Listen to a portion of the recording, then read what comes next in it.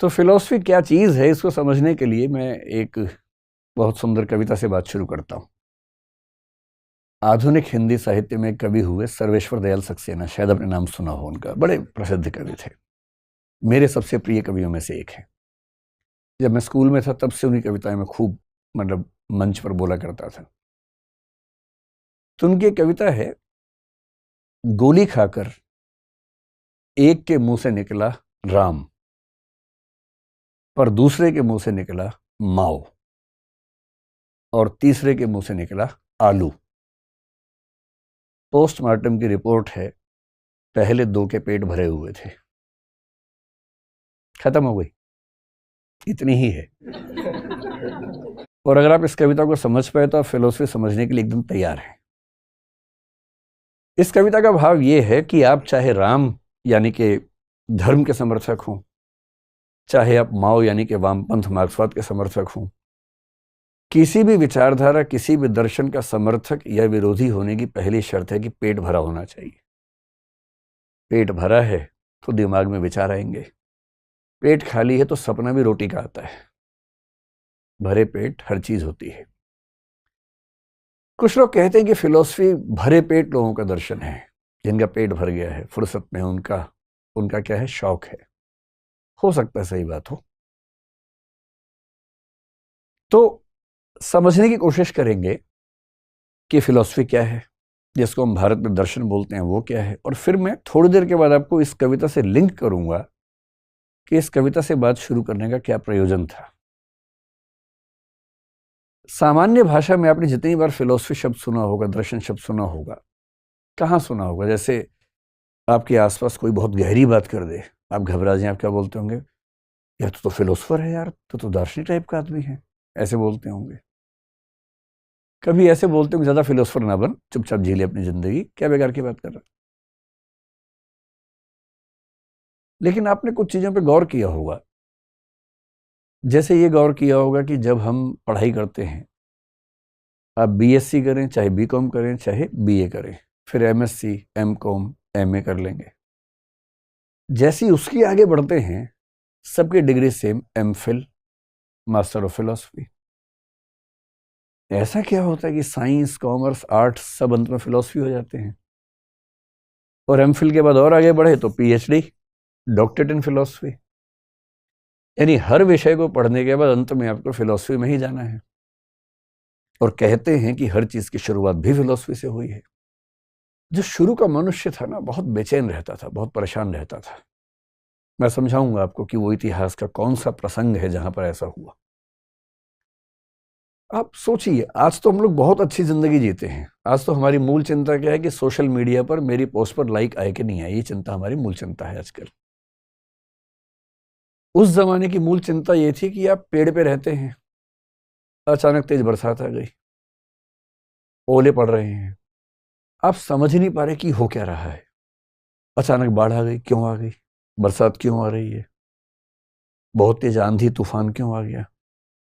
नींद क्यों आती है? उठते क्यों है? सूर्य कहां से आता है? चंद्रमा कहां से आता है? किसी को कुछ नहीं पता था।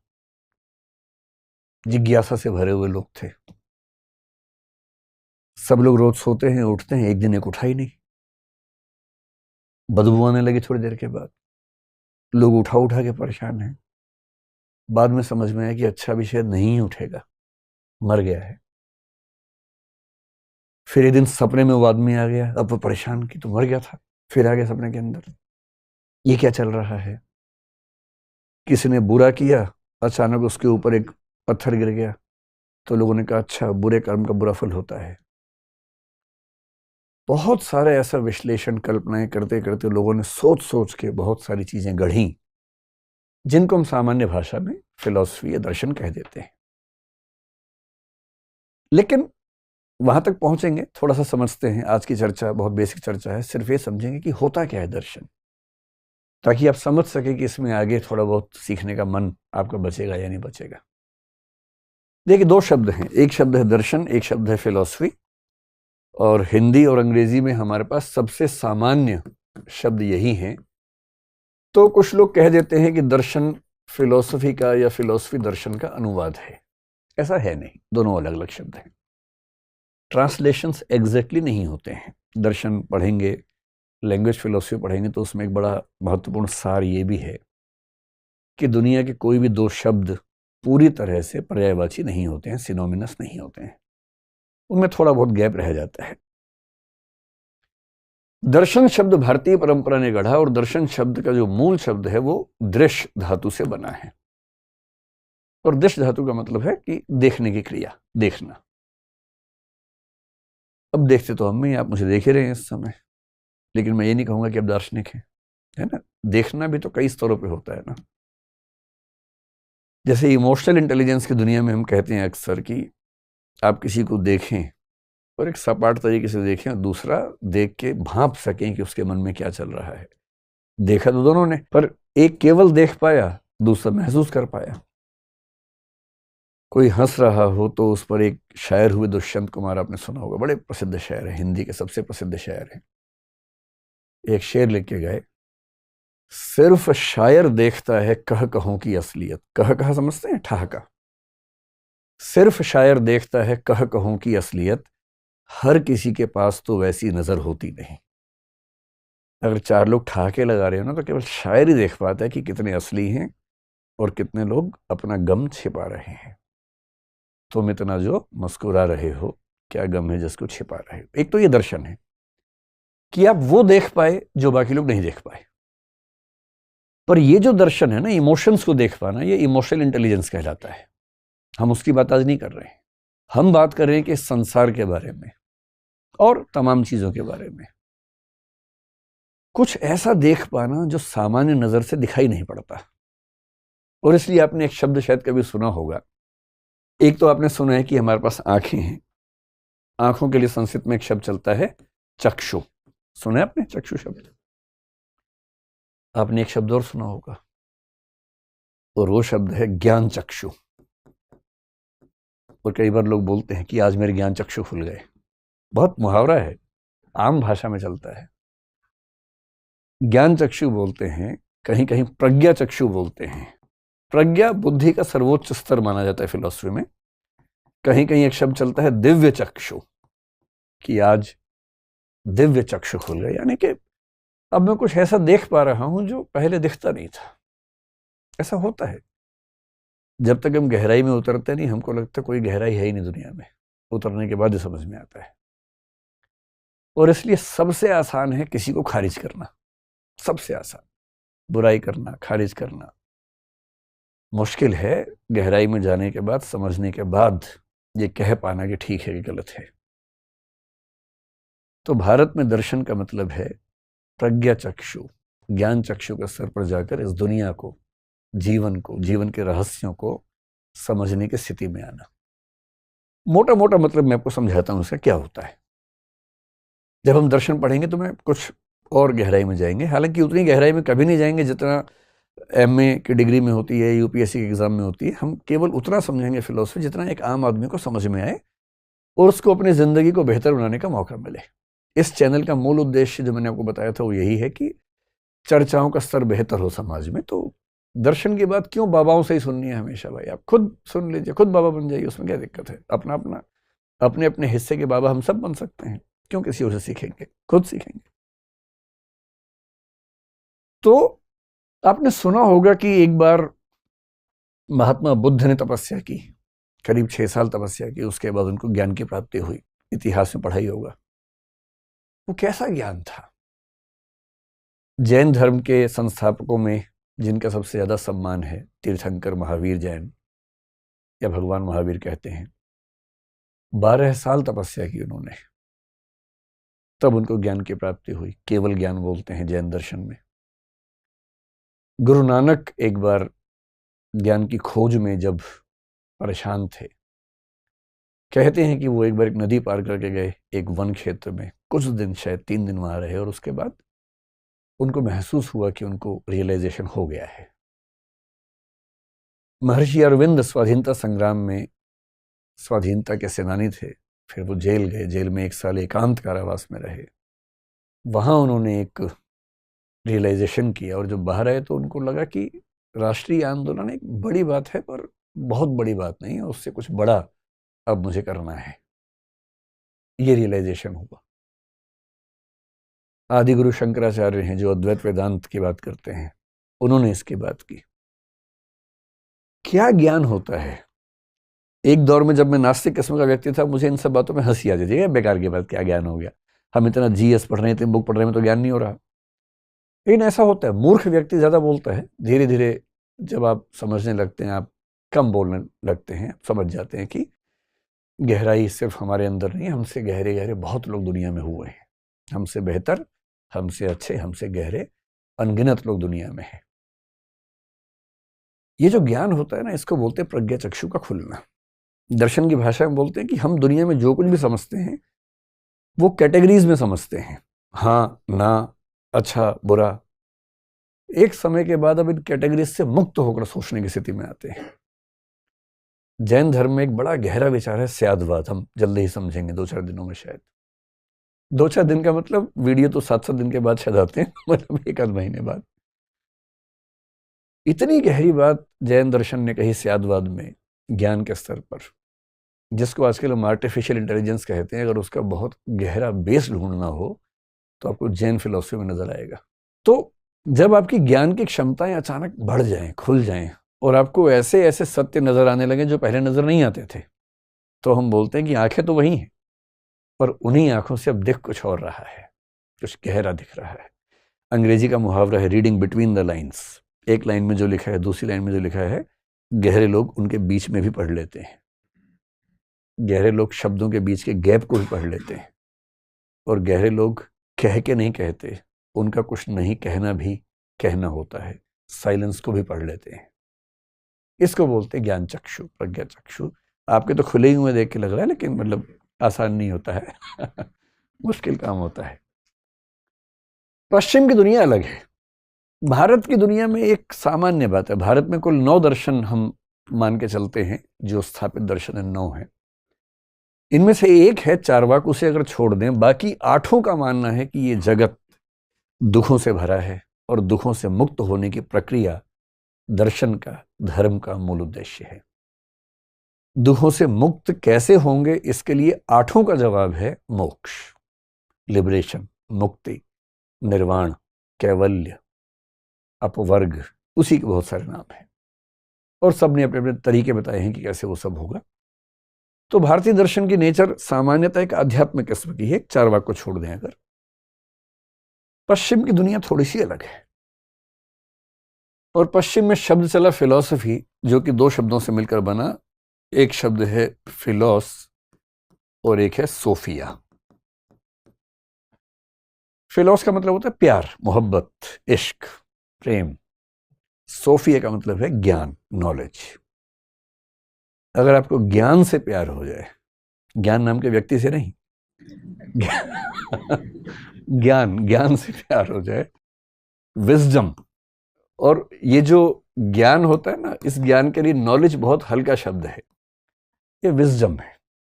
नॉलेज का मतलब जानकारी नहीं होता कि कई ऐसे मूर्ख लोग आपको मिलेंगे, कहेंगे कि मुझे भारत के सब राज्यों की राजधानी याद है, तुम्हें? अच्छा, राजधानी याद होने से क्या हो गया? है तो ठीक, अच्छी बात है, आपकी मेमोरी अच्छी है, तारीफ कीजिए उसकी। कुछ लोगों को दुनिया के हर देश की राजधानी याद है, उनकी मुद्राएं भी याद हैं, और कुछ बच्चों के साथ भी ऐसा होता है, वो टीवी पे भी आ जाते हैं, और उसके ऐसा एक बच्चा दिख जाए टीवी पे, बाकी हर घर में बच्चा पिटता है फिर उसके बाद। जबकि अगर मुझे सारे देशों की राजधानी याद है तो इससे क्या हुआ? राजधानी वही की वही रही उसके बाद भी, इससे क्या हुआ? सिर्फ इतना साबित हुआ कि मेरी मेमोरी अच्छी है, मैं एक अच्छा तोता हूं, एक अच्छी मेमोरी है। मेमोरी अच्छा होना बुरी बात नहीं है, पर मेमोरी का मिसयूज करना बुरी बात है, और ये एक लेवल के बाद मिसयूज ऑफ मेमोरी है। अरे मेमोरी है, कुछ बढ़िया चीजें याद कीजिए, राजधानियों से क्या होगा? और 1000 बढ़िया चीजें हो सकती हैं याद करने की, उन पे गौर करना चाहिए। तो मेमोरी नहीं, विजडम, और विजडम का मतलब है विवेक, समझदारी, सही और गलत में अंतर कर पाने की क्षमता, इसको बोलते हैं विजडम या विवेक। और जिस व्यक्ति के अंदर विवेक होता है ना, वो आमतौर पर विनम्र हो ही जाता है। भारतीय परंपरा में कहा गया विद्या ददाति विनयम, अगर विद्या सच में है तो आप विनम्र हो ही जाएंगे। और पश्चिम में तो सुकरात ने कहा सुकरात से लोगों ने कहा कि आप बहुत बड़े ज्ञानी हैं। सुकरात ने कहा कि बहुत कम लोग जानते हैं कि वो बहुत कम जानते हैं, और मैं उनमें से एक हूं। और जानना यही है कि मैं नहीं जानता हूं, यही तो जानना है। ये ज्ञानी व्यक्ति का लक्षण है। और मूर्ख का लक्षण क्या है? I know everything. ये मूर्ख का पहला लक्षण है। इसलिए कॉन्फिडेंस मूर्खों में ज्यादा होता है। अगर कोई बहुत कॉन्फिडेंट दिखे तो आप अंदाजा लगा सकते हैं, और कॉन्फिडेंस किसी में ना दिखे पर बातें गहरी हों तो भी अंदाजा लगा सकते हैं। तो कुछ लोगों को मोहब्बत हो गई ज्ञान से, कि वो जानना चाहते हैं, ये भी समझना चाहते हैं, वो भी समझना चाहते हैं। तो आप सोचेंगे कि यार कितना पढ़ते होंगे ये लोग। तो जैसे आप लोग अपना काम करने के बाद खाली टाइम में अपनी हॉबीज पूरी करते हैं, खेलते हैं, दोस्तों से बात करते हैं, तो इनकी हॉबी ही होती है पढ़ना, सीखना, ऑब्जर्व करना, बात करना किसी समझदार व्यक्ति से।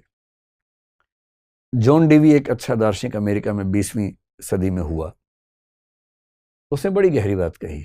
एजुकेशन की फिलॉसफी में उसका नाम सबसे ज्यादा आजकल चलता है। उसने कहा कि education is not the preparation for life or preparation of life, education is the life in itself. शिक्षा जीवन की तैयारी नहीं है, शिक्षा जीवन है, ज्ञान जीवन है। एक समझदार व्यक्ति बनने की प्रक्रिया में लगातार रहना, इससे बढ़िया जीवन क्या हो सकता है। और ऐसे लोग होते हैं जिनको जानने का इतना शौक है, कभी कोई किताब लेके बैठ गए, कभी कोई किताब लेके बैठ गए, और रोज कुछ जानना चाह रहे हैं। कुछ के मन में आ रहा है कि मैं ये खा लूं, मैं वो खा लूं, कुछ के मन में आ रहा है कि मैं ये जान लूं, मैं वो जान लूं।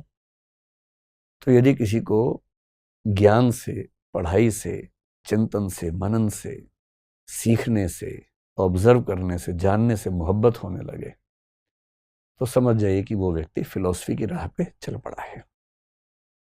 और फिलोसफर्स अलग होते हैं। दाढ़ी बढ़ जाती है आमतौर पे, कपड़े अलग किस्म के हो जाते हैं, लोग घबराने लगते हैं उनसे, पर वो बड़े गहरे लोग होते हैं। तो उस गहराई तक कैसे ये यात्रा हुई, उसको थोड़ा सा समझने का प्रयास करेंगे आगे। ये जो दर्शन है, इसकी शुरुआत कहां से हुई? मतलब मैं आपको ये बताना चाह रहा हूं कि कुछ लोग आपको ऐसे मिलेंगे, विशेष रूप से विभिन्न धर्मों में जो आस्थाएं रखते हैं, उनको ऐसा लगता है कि जो हमारी चिंतन परंपरा है अनंत काल से चली आ रही है, अनादिकाल से चली आ रही है। मेरा काम अंधविश्वासों को बढ़ाना नहीं है, ना मैं अंध अविश्वासी हूं, लेकिन मेरी धारणा है कि विज्ञान का सम्मान किए बिना आज के समय में हम फिलॉसफी को नहीं समझ सकते। साइंस ने जिन बातों को साबित कर दिया है या लगभग साबित कर दिया है, उनको साथ में लेके चलेंगे तो अपने समय को ठीक से समझ पाएंगे, वरना हम एक नए तरह के अंधविश्वासी लोग बन जाएंगे, सुपरस्टिशियस लोग बन जाएंगे। वैसा नहीं करना है, हमें केवल जिज्ञासा से भरना है। हमें ना सिद्धांत बनाने हैं अपने, ना कोई दावा करना है, हमें केवल जानना है कि दुनिया में क्या क्या सीखा गया है, और हम उसमें से थोड़ा सा सीख लें अपने हिस्से का, इतना ही करना है। देखिए, बहुत इंटरेस्टिंग बात है। मैं हिस्ट्री की बात अकबर, बाबर और अशोक और उसकी बात नहीं कर रहा हूं, वो तो बहुत छोटा हिस्सा है। आप किस लेवल पर चीजों को देख रहे हैं, वो भी तो एक सवाल है ना। पूरे ब्रह्मांड के इतिहास को सोच के देखिए। ब्रह्मांड यानी ये पूरा जो कॉस्मोस है, पूरा संसार है, पृथ्वी नहीं, सारी आकाश गंगाएं मिलाकर जो है पूरा, उसे बोलते हैं ब्रह्मांड, सृष्टि उसे बोलते हैं। वो पूरी दुनिया। अब ये भी सवाल है, दुनिया कैसे बनी? इसका सबसे आसान जवाब धर्मों ने दिया, भगवान ने बनाई, बात खत्म। ये आत्मा, भगवान, पुनर्जन्म, ये जो चीजें हैं, ये बहुत आसान उत्तर हैं बहुत मुश्किल चीजों के। कुछ मामले में सही भी हो सकते हैं, किसी मामले में प्रश्न खड़े हो सकते हैं। और फिर गाने भी लिख देते हैं, दुनिया बनाने वाले क्या तेरे मन में समाई, काहे को दुनिया बनाई। अभी यही नहीं पता बनाई किसने, और वो सवाल पूछने में लगे हुए हैं, काहे को बनाई, क्यों बनाई, वो सब सवाल जवाब चल रहे हैं।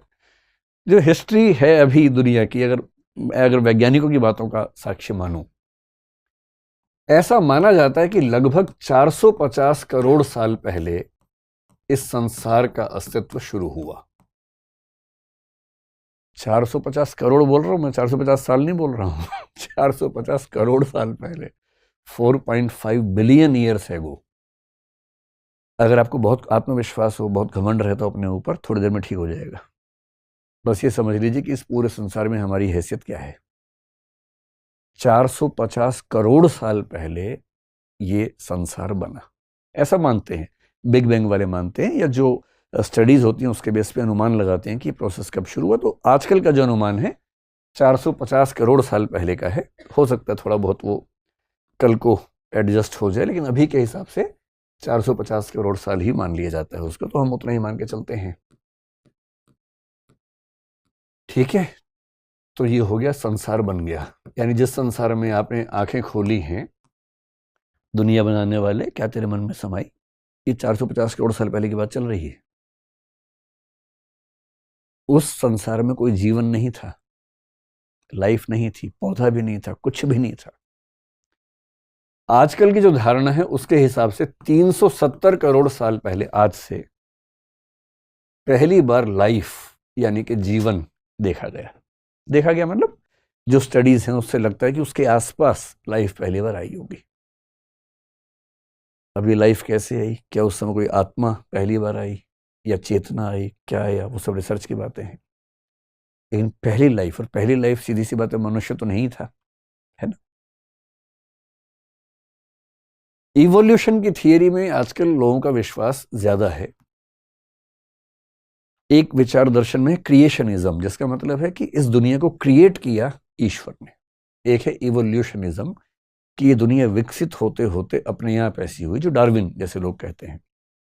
एक बीच का रास्ता भी होता है कि शायद ईश्वर ने एक बेसिक स्ट्रक्चर बनाया और उसके बाद इवोल्यूशन से दुनिया ऐसी हो गई। इनमें से क्या सच है समय के साथ पता लगेगा, लेकिन ये आजकल सब लोग मानते हैं कि बेसिक स्ट्रक्चर जैसा भी था उसके बाद इवोल्यूशन से ही दुनिया आगे बढ़ती गई। हम सब भी उसी प्रोसेस में आए। 370 करोड़ साल पहले से चीजें बननी शुरू हुई, लाइफ स्पीशीज बनती गई बनती गई बनती गई। और ऐसा माना जाता है कि अगर टोटल स्पीशीज इस संसार में देखें तो उनकी संख्या 1 ट्रिलियन के आसपास हो सकती है। 1 ट्रिलियन समझते हैं क्या होता है? 1 बिलियन होता है 100 करोड़, उसमें 3 जीरो और जोड़ दीजिए, 1 लाख करोड़। 1 लाख करोड़ के आसपास टोटल स्पीशीज इस ब्रह्मांड में हो सकती हैं, जिनमें से बॉटनी के, जूलॉजी के लोग स्टडी कर करके थक गए हैं। तो अभी तक कुल मिला के 18 लाख यानी 1.8 मिलियन स्पीशीज का नाम रख पाए हैं, उन्हें पहचान पाए हैं। और उनका अनुमान है कि जो स्पीशीज थी या हैं उन सबको मिला के 1 ट्रिलियन, 1 लाख करोड़ के आसपास स्पीशीज हो सकती हैं। आप वैविध्य समझ रहे हैं संसार में कितना है। हमारी जो भारतीय परंपरा है उसमें 84 लाख योनियों का जिक्र आता है। वो भी कुछ ऐसा है कि स्पीशीज कितनी रही होंगी, लेकिन साइंस तो बढ़ते बढ़ते 1 ट्रिलियन पे पहुंच गया है, जिनमें से 18 लाख का नाम अब तक रखा जा सका है। इन सब में से हम एक हैं सिर्फ। अभी ज्यादा हीरो नहीं बनना है। फिलोसफी पढ़ने के फायदे बहुत सारे हैं। एक है कि बिना बात के हीरो बनने का मन खत्म हो जाता है, ये भी तो फायदा है ना। कोई बिना बात के हवा में टंगा हो उसे जमीन पे लाना भी तो अच्छी बात है। अब ये स्पीशीज बढ़ते बढ़ते इवोल्यूशन का प्रोसेस चल रहा है, बहुत तरह की स्पीशीज आती जा रही हैं। और इस प्रोसेस में क्या हुआ, लगभग 1.2 करोड़ साल पहले, आज से, यानी कि आज से लगभग 1.2 करोड़ 1 करोड़ के बीच में लगभग मानते हैं, एक बड़ी भारी घटना घटी। उस समय एक स्पीशीज थी जिसका नाम हम बोलते हैं प्राइमेट्स। अगर आप साइंस के विद्यार्थी हैं या एंथ्रोपोलॉजी के हैं या हिस्ट्री के हैं तो आपने इसका नाम सुना होगा, प्राइमेट्स। हमारे पूर्वज हैं। कोई आपसे पूछे कि आपके पूर्वज कहाँ से आए थे, तो बोल रहा हमारे पूर्वज 370 करोड़ साल पहले। बंदर तो बहुत हाल का है भाई, बंदर तो चचेरा भाई हुआ। पूर्वज तो बहुत पुराने होते हैं भाई। 370 करोड़ साल से परंपरा चल रही है हमारी, उसी में तो हम विकसित हुए, कहाँ से विकसित होंगे। 1 करोड़ साल पहले, आज से, जो प्राइमेट्स थे, ये प्राइमेट्स 2 वर्गों में बंटे, ऐसा माना जाता है। ये 2 वर्ग कौन कौन से थे, ये सारा मैं क्यों बता रहा हूं, मैं आपको बताना चाह रहा हूँ फिलोसफी कहाँ से पैदा हो रही है। अभी तो फिलोसफी कहाँ से आएगी, अभी तो इंसान ही नहीं आए, फिलोसफी कहाँ से आएगी। और मनुष्य सभ्यता के अगर मैं मान लूं कि 1 करोड़ साल हो गए, या कम से कम 25 लाख साल या 3 लाख साल तो मरी हालत में हो ही चुके हम लोगों को, और 3 लाख साल में पूरी फिलॉसफी ले दे के 3,000 साल में है, 3-4 हजार साल में। हमारी मनुष्य सभ्यता के 3 लाख साल के शुरुआती 2,99,000 या कम से कम 94,000-95,000 साल तक ना फिलॉसफी है ना साइंस है। क्यों नहीं है? ये पता रहेगा तो पैर टिके रहेंगे जमीन पर। प्राइमेट्स में से एक रास्ता वो हुआ जिस पर आगे चलकर जो ग्रेट एप्स हैं, और ग्रेट एप्स का मतलब है चिंपांजी जैसे होता है, उस तरह के जो जीव हैं जो मनुष्य के काफी नजदीकी जीव माने जाते हैं, लेकिन पेड़ पे रहते हैं, 4 पैर पे चलते हैं, वो ग्रेट एप्स हैं जो प्राइमेट से एक तरफ निकल गए। गुरिल्ला का नाम सुना होगा आपने, ओरांगुटान का नाम सुना होगा। ये सब उस ग्रुप के लोग हैं। ये हमारे, समझ लीजिए कि फूफा मौसा टाइप समझ लीजिए, कुछ दूर के वो हैं। कभी जाए चिड़ियाघर तो उनको फूफा जी बोले प्रणाम करना है, ऐसे पत्थर नहीं मारना है, वो फूफा जी हैं दूर के रिश्ते में। जो दूसरी परंपरा थी, इस परंपरा में क्या हुआ कि ये जो स्पीशीज थी ये धीरे धीरे पेड़ों से उतरकर जमीन पे आ गई, 4 पैर से 2 पैर पे आ गई। इसको बाइपेडलिज्म बोलते हैं। 2 पैर वाले जीव पहली बार दुनिया में हुए, 2 पैर। मनुष्य के इतिहास का सबसे बड़ा टर्निंग पॉइंट है 2 हाथ का फ्री हो जाना। 4 से चल रहे थे, अब 2 फ्री हो गए, अब क्या करें? इन 2 हाथों ने पूरी कल्चर, पूरी इंडस्ट्री, पूरी सिविलाइजेशन खड़ी कर दी। ये 2 हाथ ना होते तो चल ही रहे होते इससे हम अभी भी। सबसे बड़ा टर्निंग पॉइंट है हमारा 4 से 2 पैर पे आ जाना। जब 2 पैर पे आ गए तो ये सीधे खड़े हुए, इनको दूर तक दिखने लगा, दूर तक घास दिखने लगी, दूर तक पेड़ दिखने लगे, कहाँ खा सकते हैं, डेवलप होने लगे। भागने में अच्छे नहीं थे, इनको हराना बहुत आसान था। जो बाकी स्पीशीज थी इनका शिकार आराम से करती थी, तो एक समय के बाद झुंड में भी रहने लगे। लेकिन सबसे जो बड़ी बात हुई, इनके ब्रेन का डेवलपमेंट होना शुरू हुआ, इनका ब्रेन का साइज बड़ा होने लगा। और ये होते होते आपने 2-3 नाम सुने होंगे। एक नाम सुना होगा ऑस्ट्रेलोपिथेकस, ये शब्द सुने कभी? करीब 30 लाख साल का दौर इसका चला, ऑस्ट्रेलोपिथेकस, जिसका बेसिक मतलब है साउथ का जो एक क्रीचर था। आपने निएंडरथल का एक नाम सुना होगा। निएंडरथल जो था वो पूरी हिस्ट्री में आज तक सबसे बड़े ब्रेन वाला स्पीशीज हुआ, बाद में खत्म हो गया, ऑस्ट्रेलोपिथेकस भी खत्म हो गया। और करते करते 25 लाख साल पहले आज से एक स्ट्रक्चर बना जिसको बोलते हैं होमो हैबिलिस। होमो शब्द सुनते ही समझ जाइए कि अपना नजदीक का रिश्तेदार है। ये हमारी स्पीशीज की शुरुआत होनी शुरू हो रही है यहां से। और इस 25 लाख के बाद भी इसके कई अंतरण होते होते आज से 3 लाख साल पहले वो आया जिसको बोलते हैं होमो सेपियंस, जो कि हम हैं। इस पूरे ब्रह्मांड के इतिहास में 370 करोड़ के जीवन के इतिहास में हमारा समय कुल मिला के 3 लाख साल का है होमो सेपियंस के तौर पर। और होमो सेपियंस होने के बाद जो हुआ वो कमाल हो गया। 1 लाख करोड़ स्पीशीज में से अचानक एक स्पीशीज ने पूरी दुनिया पे कब्जा कर लिया, संयोग से वो हम हैं।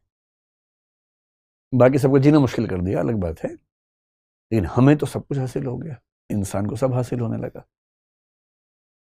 और इस होमो सेपियंस के डेवलपमेंट में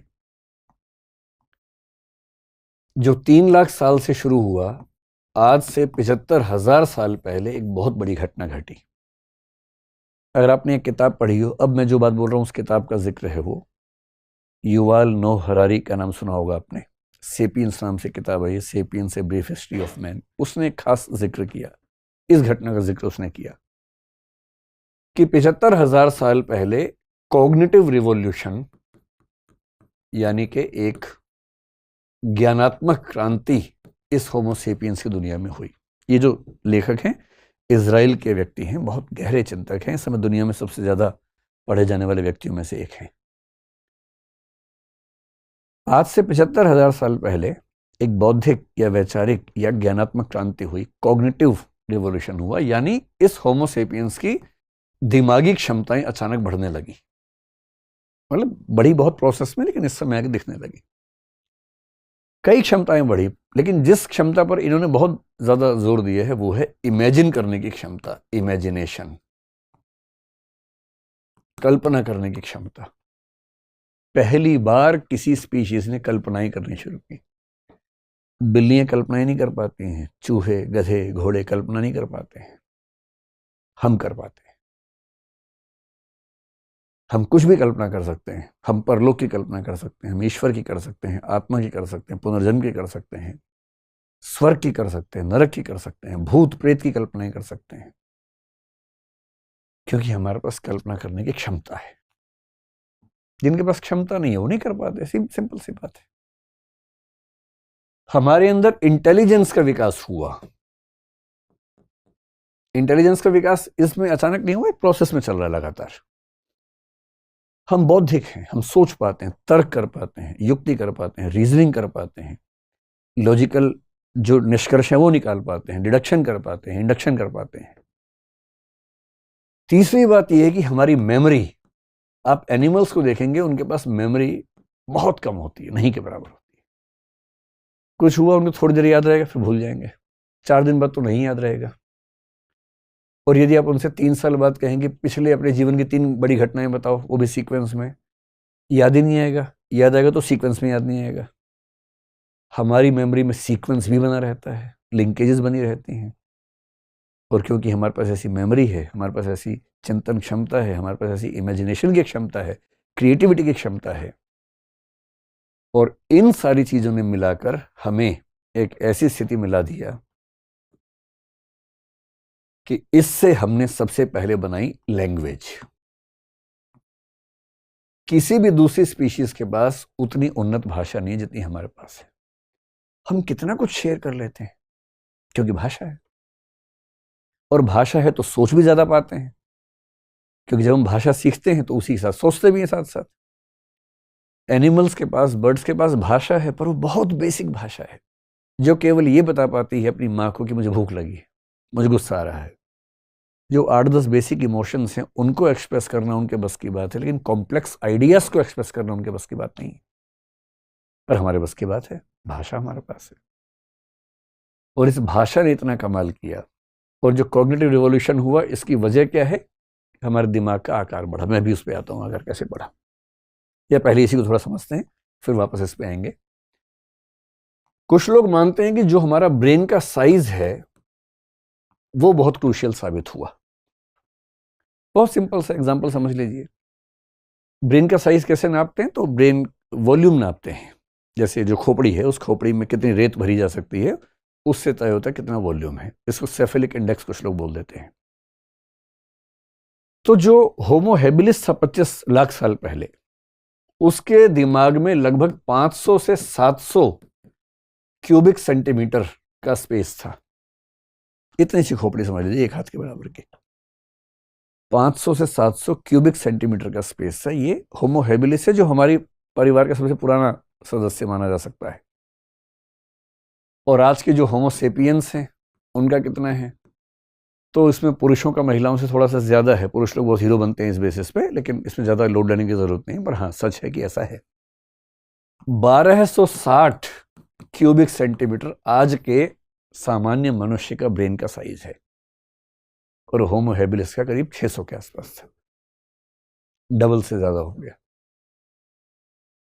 जो औसत रूप से स्त्रियों का है वो करीब 1170 के आसपास है। इसके आसपास से थोड़ा कम ज्यादा होगा, लेकिन लगभग इसकी रेंज में है। कुछ लोग कहते हैं कि ये तो बड़े कमाल की बात हो गई, लेकिन हाथी का तो मनुष्य से 4 गुना ज्यादा होता है। तो हाथी के पास भाषा क्यों नहीं है? हाथी फिलोसफी क्यों नहीं करता? कोई फिलोसफर हाथी आपको दिख जाए ऐसा? बात तो सही है। हाथी का जो सेफेलिक इंडेक्स है, या हाथी की जो ब्रेन कैपेसिटी है, वो मनुष्य से कम 4 गुना ज्यादा है। और मनुष्य ही नहीं, वो डॉल्फिन वॉल्फिन कईयों के ज्यादा हमसे है। तो ये वैज्ञानिक फिर परेशान हो गए, फिर इन सबको क्यों नहीं फिलोसफी डेवलपमेंट हुई, साइंस क्यों नहीं डेवलप हुआ? अंत में करते करते एक फार्मूला निकल गया है। फार्मूला ये बताता है कि बॉडी के स्ट्रक्चर के अनुपात में जो ब्रेन का साइज है, उस मामले में इंसान सबसे आगे है। और शायद इसलिए इंसान की जो क्षमताएं हैं वैसी क्षमताएं आसपास भी किसी स्पीशीज में नहीं है। हालांकि डॉल्फिन्स में थोड़ी बहुत इंटेलिजेंस है, तोते में मेमोरी ठीक ठाक मिलती है, कुछ स्पीशीज में कुछ कुछ मिलता है, पर उतना नहीं जितना हमारे पास है।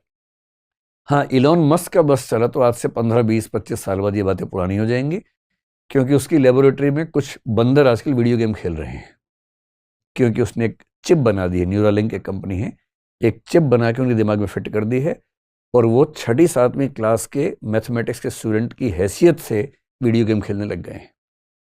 हो सकता है कि आज से 100-200 साल के बाद जो कुत्ते बिल्ली बंदर आपके आसपास हों, उनके दिमाग में चिप लगाएं, वो फिलोसफर हो जाएं वो भी।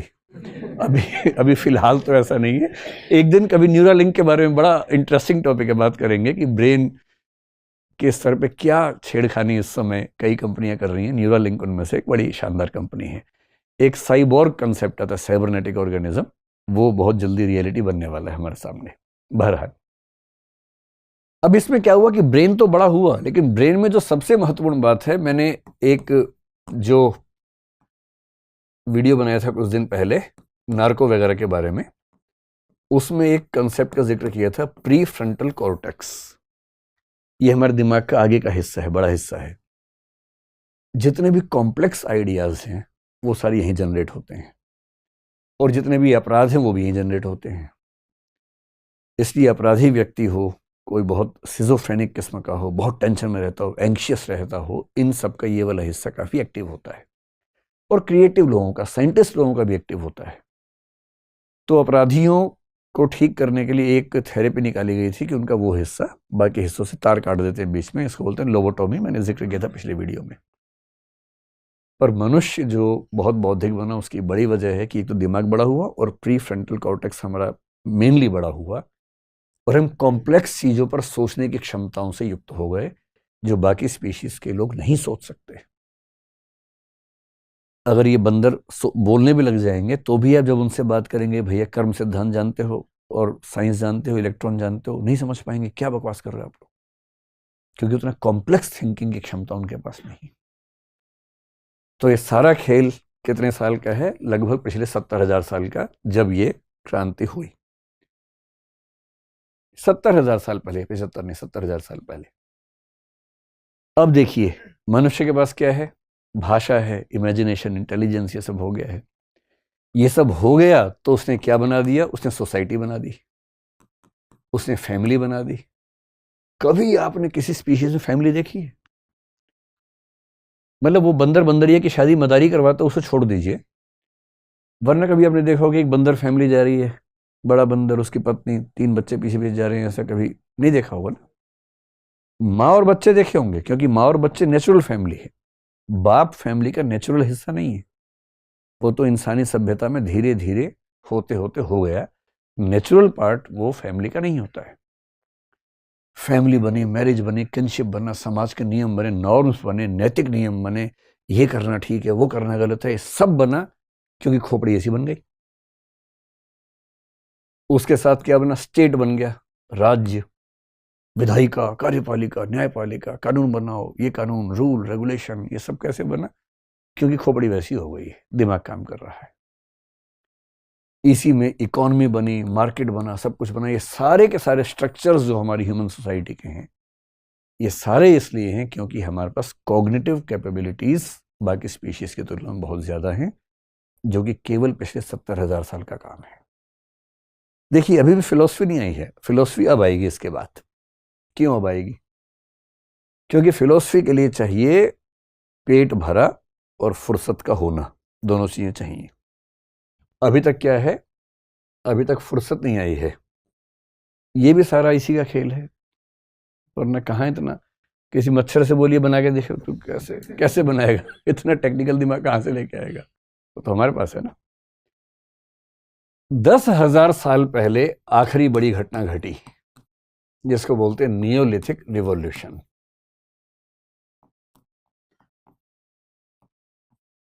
सरल भाषा में कृषि क्रांति बोल लीजिए, एग्रेरियन रिवॉल्यूशन कह लीजिए।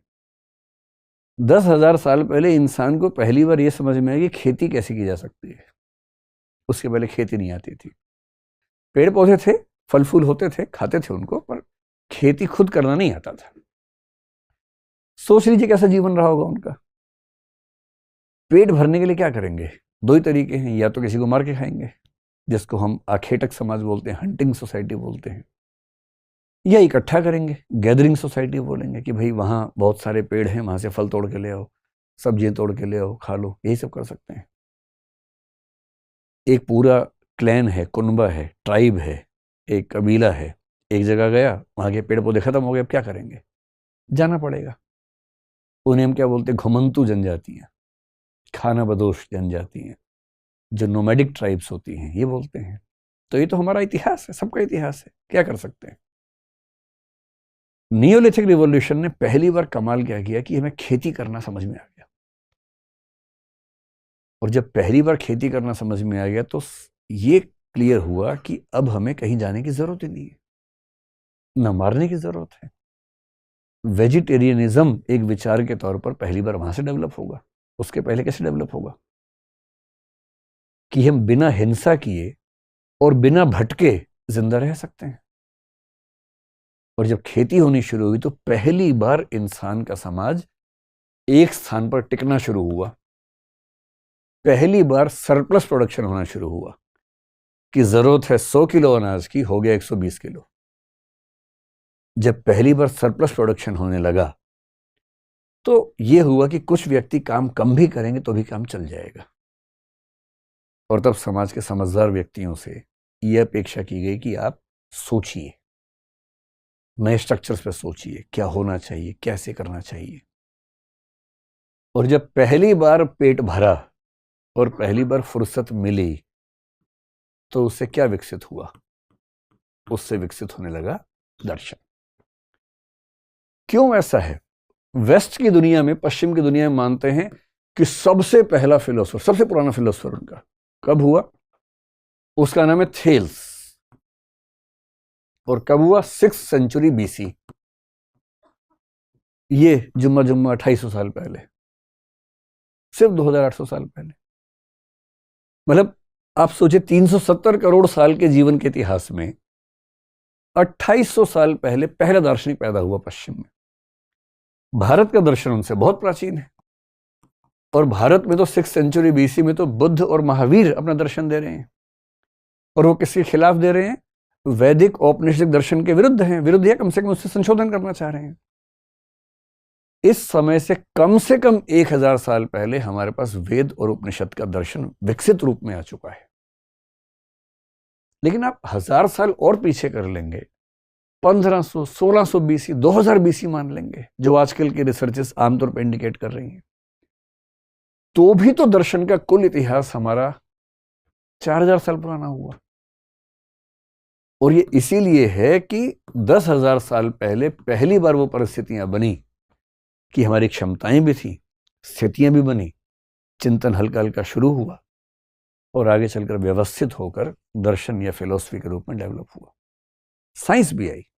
भारतीय परंपरा में हम देखते हैं कि साइंस भी वहां दिखती है, ग्रीक परंपरा में भी बाद में दिखने लगी। दुनिया में 2 स्थान दर्शन और विज्ञान के विकास में सबसे ज्यादा सफल साबित हुए शुरुआत के समय में, एक भारत, एक यूनान।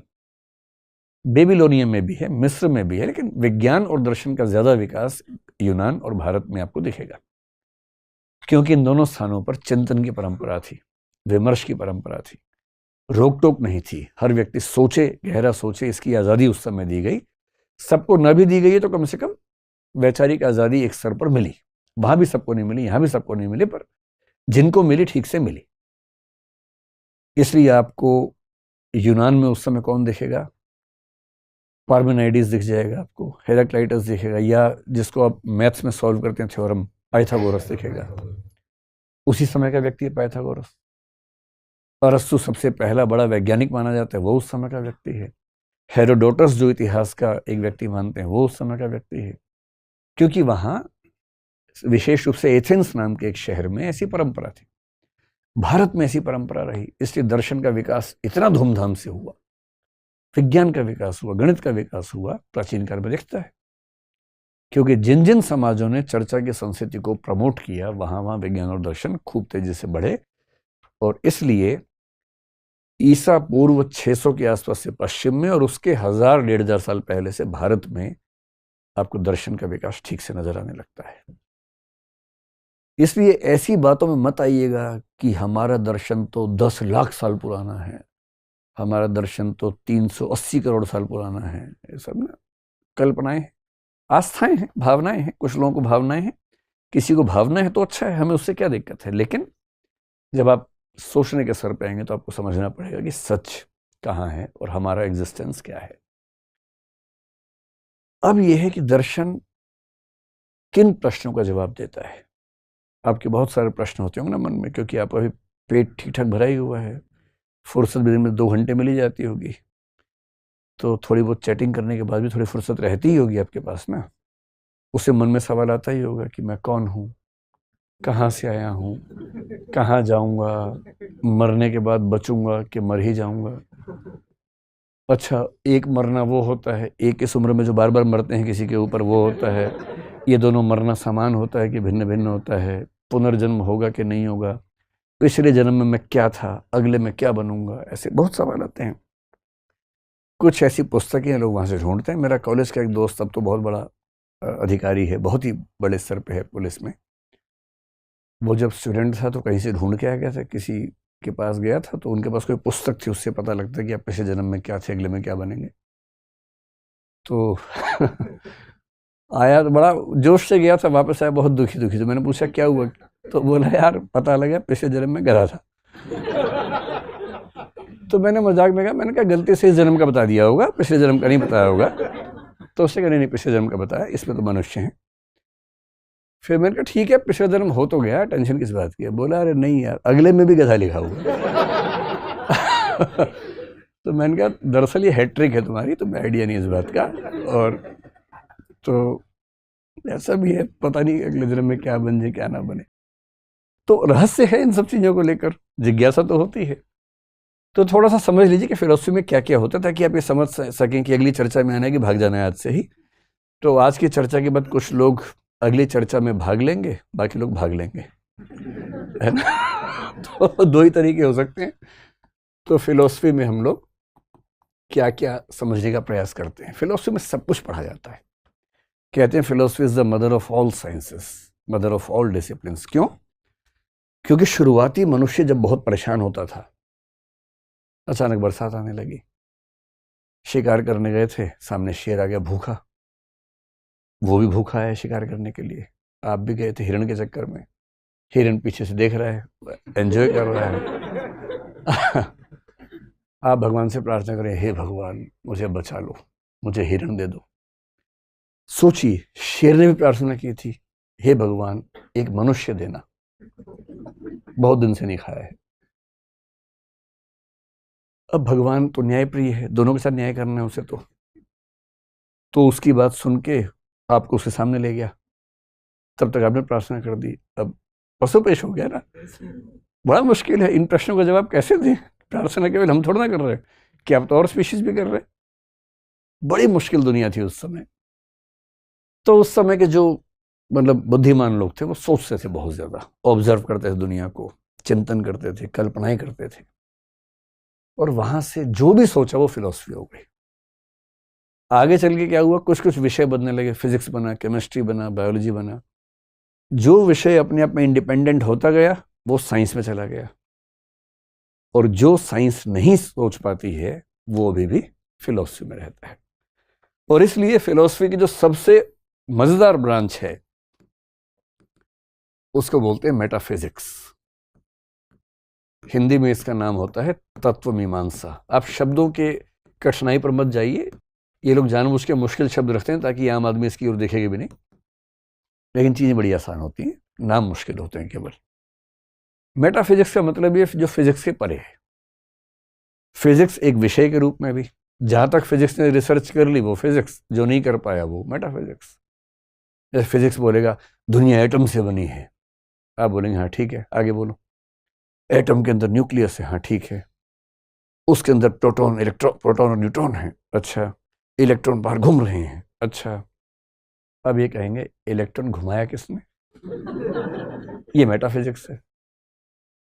जहां फिजिक्स जाए वहां तक सुनते रहो, एक सवाल आगे दाग दो, वो मेटाफिजिक्स है। उसके बियॉन्ड किसने एटम्स के अंदर इलेक्ट्रॉन्स को घुमाया, किसने प्रोटॉन्स और न्यूट्रॉन्स को ठीक से बिठाया? अब आप बोल दीजिए कि ये ईश्वर ने किया या परम तत्व ने किया या ये अपने आप हुआ, जैसे भी हुआ, अलग अलग फिलोसफीज के अलग अलग उत्तर इसके हैं, वो मेटाफिजिक्स है। मेटाफिजिक्स का बेसिक काम ये बताना है कि ये सब कुछ कैसे हुआ, कैसे बना सब कुछ। तो मेटाफिजिक्स की अगर मैं बात करूं तो इसमें इसी में आमतौर पर जो फिलोसफी के दीवाने होते हैं आप जैसे, उनका इंटरेस्ट बेसिकली इसी में होता है, मेटाफिजिक्स में ही। बाकी में तो उनको नींद आने लगती है, इसमें इंटरेस्ट ज़्यादा रहता है। और मेटाफिजिक्स के अंदर 3 प्रश्न सबसे गहरे होते हैं। एक ब्रांच का नाम है कॉस्मोलॉजी। कॉस्मोलॉजी को आप बोल सकते हैं सृष्टि विज्ञान या सृष्टि मीमांसा। कॉस्मोलॉजी कॉस्मोस से बना है। दूसरा है थियोलॉजी, इसको आप कह सकते हैं ईश्वर मीमांसा। आपको हिंदी अनुवाद सुनते आइडिया हो गया ना क्या है। और तीसरा है साइकोलॉजी। आप सोचेंगे अरे ये तो अलग सब्जेक्ट होता है। नहीं, साइकोलॉजी अलग विषय बनने से पहले फिलॉसफी का एक सबसेट है। नेचर अलग है दोनों की थोड़ी सी। मेटाफिजिक्स का मूल प्रश्न है कि दुनिया अंततः क्या है, किस चीज से बनी है, जितना डाइवर्सिटी है कहां से आई। तो इसमें बहुत गहराई में अभी नहीं जाएंगे, अभी शुरुआती समय है। लेकिन 3 मूल प्रश्न हैं। पहला, ये दुनिया, ये सृष्टि कैसे बनी? बनाई गई या अपने आप बनी? बनाई गई तो किसने बनाई, किस चीज से बनाई? जिस चीज से बनाई अगर वो पहले से थी तो इसका मतलब बनाने वाले के पास कुछ तो कमी थी। और क्यों बनाई, पर्पस क्या था बनाने का? क्या कभी खत्म होगी? तो कुछ ने कहा एटम से बना है। ध्यान रखना है, साइंस के एटम की व्याख्या से कम 1000 साल पहले कई फिलोसफर्स कह चुके थे दुनिया एटम से बनी है। भारत में न्याय दर्शन बहुत पहले कह चुका था। पश्चिम में अगर आपने नाम सुना हो, डेमोक्रिटस, ल्यूसिपस, 2 दार्शनिक हुए साथ साथ थे ग्रुप में, बहुत पहले कह चुके थे दुनिया एटम से बनी है। हाँ, उनके एटम्स की समझ थोड़ी सी अलग थी, जो साइंस ने एटम्स प्रूव किए उनसे थोड़ी सी अलग है, लेकिन हाँ कह तो चुके थे। तो ये दुनिया कैसे बनी, किसने बनाई, क्यों बनाई, इन सब प्रश्नों का उत्तर है कॉस्मोलॉजी। फिर जो लोग ईश्वर को मानते हैं, कुछ धर्म हैं जो ईश्वर को नहीं मानते, जैसे जैन धर्म ईश्वर को नहीं मानता है, बौद्ध धर्म ईश्वर को नहीं मानता है। कुछ और धर्म जैसे एक ताओ धर्म है, लाओ त्से का, चाइनीज परंपरा में है, वहां ईश्वर की धारणा वैसी नहीं है। कन्फ्यूशियस के धर्म में ईश्वर की धारणा वैसी नहीं है। लेकिन बहुत सारे धर्म ईश्वर को मानते हैं, जैसे भारत में जो वेदांत परंपरा है, हिंदू धर्म, वैष्णव धर्म जिसको बोलते हैं, वो मानता है। सिख धर्म मानता है। फिर जो तीनों सेमेटिक धर्म हैं, यानी कि यहूदी, इस्लाम, ईसाईयत, तीनों ईश्वर को मानते हैं। तो जो लोग ईश्वर को मानते हैं उनके सामने ईश्वर से जुड़े सारे प्रश्नों के बारे में जो बातचीत होती है उसको बोलते हैं ईश्वर मीमांसा। ईश्वर है या नहीं है, तो कितने हैं, फिर उसका स्वरूप क्या है, क्या हम उसकी गुणों से व्याख्या कर सकते हैं या नहीं कर सकते, सगुण है कि निर्गुण है, मतलब पर्सनलिस्टिक है कि इम्पर्सनलिस्टिक है या नेचुरलिस्टिक है। ऐसे बहुत सारे नोशंस हैं ईश्वर के बारे में। फिर ईश्वर अगर है तो वो संसार में है या संसार से परे है? संसार में है तो वो संसार से अलग कैसे है? अलग है तो संसार के लोगों के दुख सुनता कैसे है?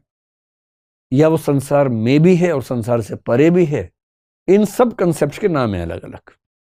जैसे ईश्वर अगर संसार से परे है तो इसको डाइथीज्म कहते हैं, संसार में है अगर वो तो इसको पैनथीज्म कह देते हैं, संसार में भी है अलग भी है तो पेनिथीज्म कह देते हैं। इन सब के अलग अलग नाम है धारणाओं के। पर लोगों ने बहुत फुर्सत से इस पर विचार किया है कि किन प्रश्नों का उत्तर क्या हो सकता है। तो ये सारे सवाल ईश्वर के बारे में। और तीसरा है साइकोलॉजी। साइकोलॉजी है कॉन्शियसनेस के बारे में। देखिए, फिलोसफी का सबसे गहरा सवाल तो ये है कि मैं कौन हूं। एक बॉडी है हम सबके पास, वो तो मर जाती है, खत्म हो जाती है। लेकिन लोग ये नहीं कहते कि मेरा हाथ लंबा है, मेरे शरीर का वजन इतना, लोग बोलते हैं मेरा वजन इतना है। तो ये मैं क्या चीज है? तो कुछ लोग कहते हैं नहीं, शरीर तो आनी जानी चीज है, आत्मा है असली चीज, मैं आत्मा हूं। इसी को उपनिषदों में अहम ब्रह्मास्मि तक कहा गया, जहां ब्रह्म और आत्मा को तत्वमसि कह के एक ही बताया गया। अयम आत्मा ब्रह्म कहा गया। एक धारणा है कि हम आत्मा हैं। और ये सारे सवाल क्यों पैदा होते हैं? क्योंकि हम सोचते हैं, महसूस करते हैं, इमोशंस आते हैं। और सोचने वाला काम, इमोशंस वाला काम, महसूस करने वाला काम ना आंख कर सकती है, ना कान कर सकता, ना नाक कर सकता, ना हाथ, ना पैर, बॉडी नहीं कर सकती, ऐसी एक धारणा है। तो अगर बॉडी सोच नहीं सकती है तो कोई तो है जो सोच रहा है। वो जो सोचने वाला है वो कौन है? और इसी थीम पर सोचते सोचते पश्चिम के एक दार्शनिक डेकार्ट हुआ, जिसने कहा कोजिटो एर्गो सुम, यानी I think therefore I am. ये आपने सुना होगा, टी शर्ट पे लिखा होता है आजकल लोगों की, पढ़ते नहीं इसका मतलब क्या है, टी शर्ट पे लिखवा के घूमते रहते हैं, I think therefore I am. मैं सोचता हूं इसलिए मैं हूं। वो बेचारा डेकार्ट 17वीं सेंचुरी का दार्शनिक, न्यूटन के समय का दार्शनिक है। वो ये कहना चाह रहा है कि मैं सोचता हूं, बॉडी नहीं सोचती है, कोई तो सोच ही रहा है, जो सोच रहा है वही मैं हूं, वही आत्मा है। सुन के कितना अच्छा लगता है। आपको भी लग रहा होगा ना कि आत्मा फाइनल हो गई अब तो। कितना अच्छा लगता सुन के, मजा आया था सुन के। लेकिन इसके बाद कंप्यूटर विकसित हो गए, और कंप्यूटर के सीपीयू में आत्मा नहीं लगाई जाती है, हार्ड डिस्क होती है। और उसमें क्या क्या होता है, एक एल्गोरिथमिक एएलयू होती है, अरिथमेटिक और लॉजिकल यूनिट होती है, एक मेमोरी यूनिट होती है। और वो सीपीयू और उसके पार्ट्स बिना आत्मा के गणितीय सवाल भी सॉल्व कर देते हैं, रीजनिंग भी हमसे अच्छे कर लेते हैं। अब तो लैंग्वेज भी करने लग गए हैं, उनकी मेमोरी भी हमसे शार्प हो गई है। हम तो भूल भी जाते, वो भूलते ही नहीं कभी। हमें याद रहे तो भी कई बार निकाल नहीं पाते बाहर कि यार 1 मिनट को याद नहीं आ रहा, याद नहीं आ रहा, याद नहीं आ रहा। एग्जाम के बाहर निकलते याद आ जाता है। कंप्यूटर में तो ये भी नहीं होता कि जो है खटाक से रिट्रीव हो जाता है, याद आ जाता है। उनका तो ये भी है कि अगर मेमोरी ज्यादा होगी कंप्यूटर में, हार्ड डिस्क में ली, बाहर निकाल ली और भर ली, बाद में फिर अंदर ले आए। हम तो ये भी नहीं कर सकते, थोड़ा बाहर निकाल दिया फिर वापस लेके आ गए, बाहर निकला तो फिर निकल ही गया कि बार में काम खत्म। अब कंप्यूटर के विकास ने और आर्टिफिशियल इंटेलिजेंस के बाद तो बड़ी तबाही है। मनुष्य एक ही भरोसे पे चल रहा है पिछले 20-25 साल से कि आर्टिफिशियल इंटेलिजेंस कुछ भी कर ले, क्रिएटिव थिंकिंग नहीं कर सकती, इमोटिव तरीके से नहीं सोच सकती। इन दावों की हवा 10 साल में निकल जाएगी, और 2 दिन पहले निकल भी गई है। बल्कि 2 दिन पहले हमारी टीम के एक मेंबर ने मुझे एक ऐप दिखाई। उसने क्या दिखाई उस दिन, पता नहीं क्या तबाही गई, कई लोगों ने मुझे लिंक भेजा उस ऐप का अलग अलग जगह से। एक AI, पता नहीं क्या उसका नाम है, आप कहेंगे तो बता दूंगा, आपको पता ही होगा, आप लोग तो यंग लोग हैं। ऐसी ऐप आ गई है कि आपको कहानी भी अगर लिखनी है, उसमें क्रिमिनल कहानी लिखनी है, मान लीजिए सनसनी वाली कहानी, ऊपर इंडेक्स में आप लिखेंगे कि भाई ऐसी कहानी लिखनी है, ये कैरेक्टर का नाम है, ये हत्यारा होना चाहिए, ये पुलिस वाला होना चाहिए, अब एक कहानी सोचो, एंटर करो। 3-4-5 सेकंड में एकदम एक नई कहानी लिखी हो जाती है। ये क्रिएटिव थिंकिंग नहीं है तो और क्या है? बड़ी तबाही आने वाली है आने वाले समय में। जितना हमको लगता है कि हम लोग बहुत ही यूनिक टाइप के लोग हैं, कुछ नहीं है। हम गुरिल्ला के चचेरे भाई हैं। हम दरअसल वही हैं, हम पेड़ पौधों के 370 करोड़ साल बाद के वंशज हैं, और उसी तरीके से हमारा विकास हुआ। तो कॉन्शियसनेस की पूरी स्टडी फिलोसफी में जब करते हैं, इसको बोलते हैं साइकोलॉजी। मन क्या है, बुद्धि क्या है, मस्तिष्क क्या है, प्रज्ञा क्या है, चेतना क्या है, कॉन्शियस माइंड क्या है, सबकॉन्शियस माइंड क्या है, अनकॉन्शियस माइंड क्या है, इच्छाओं और विवेक के बीच का जो द्वंद्व है, एक तरफ लस्ट है, डिजायर्स हैं, एक तरफ उसे कंट्रोल करने वाला सुपर ईगो है, ये द्वंद्व क्यों होता है, कन्फ्लिक्ट क्यों होता है, इन सारी की सारी स्टडीज को एक बात में बोलते हैं साइकोलॉजी। इसी में आत्मा को लेकर बात होती है। अब जैसे भारत में है, 9 दर्शन में से 7 आत्मा को मानते हैं। बौद्ध दर्शन बोलता है कि आत्मा नहीं होती है। तो क्या होता है भाई, सोचते कैसे हम? तो सरल भाषा में कहें तो जैसे तार के अंदर जो करंट है बिजली का, वो इलेक्ट्रॉन्स का प्रवाह है, ठीक वैसे ही आत्मा नहीं है, चेतना एक प्रवाह में रहती है, एक फ्लो में रहती है, नदी की तरह रहती है, कोई वस्तु नहीं है। उनका भी काम चल गया। और चारवाक तो अपना अलग ही रहता है एकदम। उससे किसी ने पूछा भाई क्या है, आत्मा है? बोले आत्मा क्या होती है? कुछ नहीं होती आत्मा। तो चेतना प्रवाह, बोले ये भी कुछ नहीं होता है। तो सोचता कौन है? बोले शरीर ही सोचता है। शरीर ही ऐसे गुणों से युक्त है कि उसमें चिंतन का गुण विकसित हो जाता है। लोगों ने इतना मजाक बनाया, हम भी खूब मजाक बनाते थे उसका पढ़ाई के दिनों में, लेकिन कंप्यूटर के विकास के बाद लगता है कि ये सही ना साबित हो जाए। अगर भौतिक वस्तुओं से बना हुआ कंप्यूटर सोच पा रहा है तो भौतिक शरीर क्यों नहीं सोच सकता? कम से कम सोचने का एक तरीका तो है। और ठीक यही सब थॉट प्रोसेसेस पश्चिम में भी हैं, अलग अलग दार्शनिक हैं, वहां भी लगभग एक जैसी बातें हैं। यहां भी लोग सोच रहे हैं, वहां भी सोच रहे हैं। और आत्मा को लेकर भारत के लोगों का विश्वास बड़ा गहरा है। नैनम छिन्दन्ति शस्त्राणि नैनम दहति पावकः न चैनम क्लेदयन्ति आपो न शोषयति मारुतः। सुना है आपने? गीता में इसका जिक्र है। आत्मा अजर है, अमर है।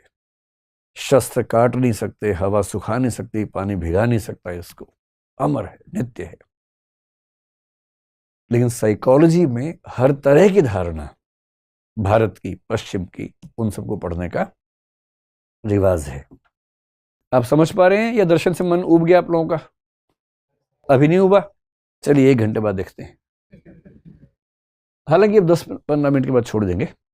तो फिलोसफी में जो सबसे रोचक ब्रांच है वो है मेटाफिजिक्स। हालांकि आजकल के जो नए फिलोसफर्स है वो बोलते हैं कि मेटाफिजिक्स से बात करना व्यर्थ है, समय खराब करना है, क्योंकि हम कितनी भी ताकत लगा लें इसके बारे में कुछ जान नहीं सकते।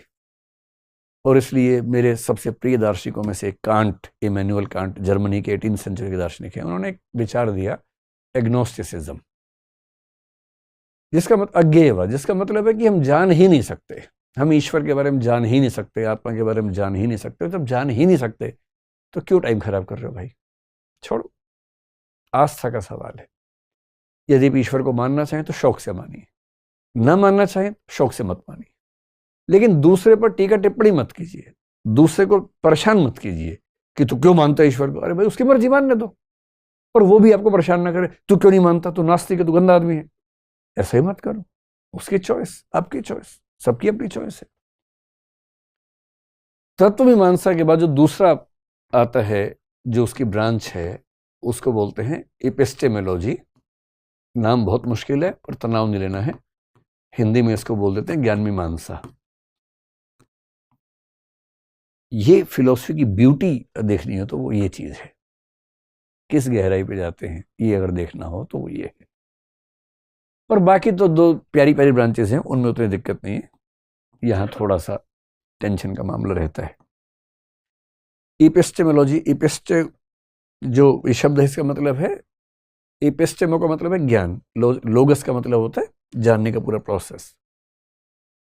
जैसे हम ज्ञान प्राप्त करेंगे ब्रह्मांड का, वो तो बात की बात है। पहले ये तो चेक कर ले कि ज्ञान प्राप्त करने का प्रोसेस ठीक है कि नहीं है। तो ज्ञान प्राप्त करने के प्रोसेस को लेकर क्या क्या प्रश्न हो सकते हैं, दुविधाएं हो सकती हैं, उनकी स्टडी को बोलते हैं ज्ञान मीमांसा या एपिस्टेमोलॉजी। मैं एक सिंपल बात करता हूँ। जैसे कोई आपसे कहे कि तुम्हें पता है कल मैंने एक आदमी को उड़ते हुए देखा। अबे क्या बकवास कर रहे हो यार, ऐसे नहीं मानेंगे हम, ये ज्ञान मीमांसा चल रही है, आपको पता नहीं है, यही ज्ञान मीमांसा है। आपने कहा ऐसे नहीं मानेंगे, इसका मतलब आप प्रमाण मांग रहे हैं। ज्ञान मीमांसा में एक प्रश्न है प्रमाण, प्रूफ क्या है, एविडेंस क्या है। कहेगा मैंने अपनी आंख से देखा है। अब कहें नहीं यार नहीं, जब तक मैं नहीं देखूंगा नहीं मानूंगा। इसका सरल सा मतलब है कि आप केवल प्रत्यक्ष को प्रमाण मानते हैं, शब्द को प्रमाण नहीं मानते। शब्द का मतलब किसी दूसरे व्यक्ति के कथन को प्रमाण नहीं मानते हैं, खुद देखेंगे तो ही मानेंगे। तो उसने कहा ठीक है कल तुम भी चलना, कल भी शो है। नेक्स्ट जगह आपने सच में देखा आदमी उड़ता हुआ। अब आप परेशान है। आपने कहा नहीं कुछ तो ट्रिक है इसके पीछे।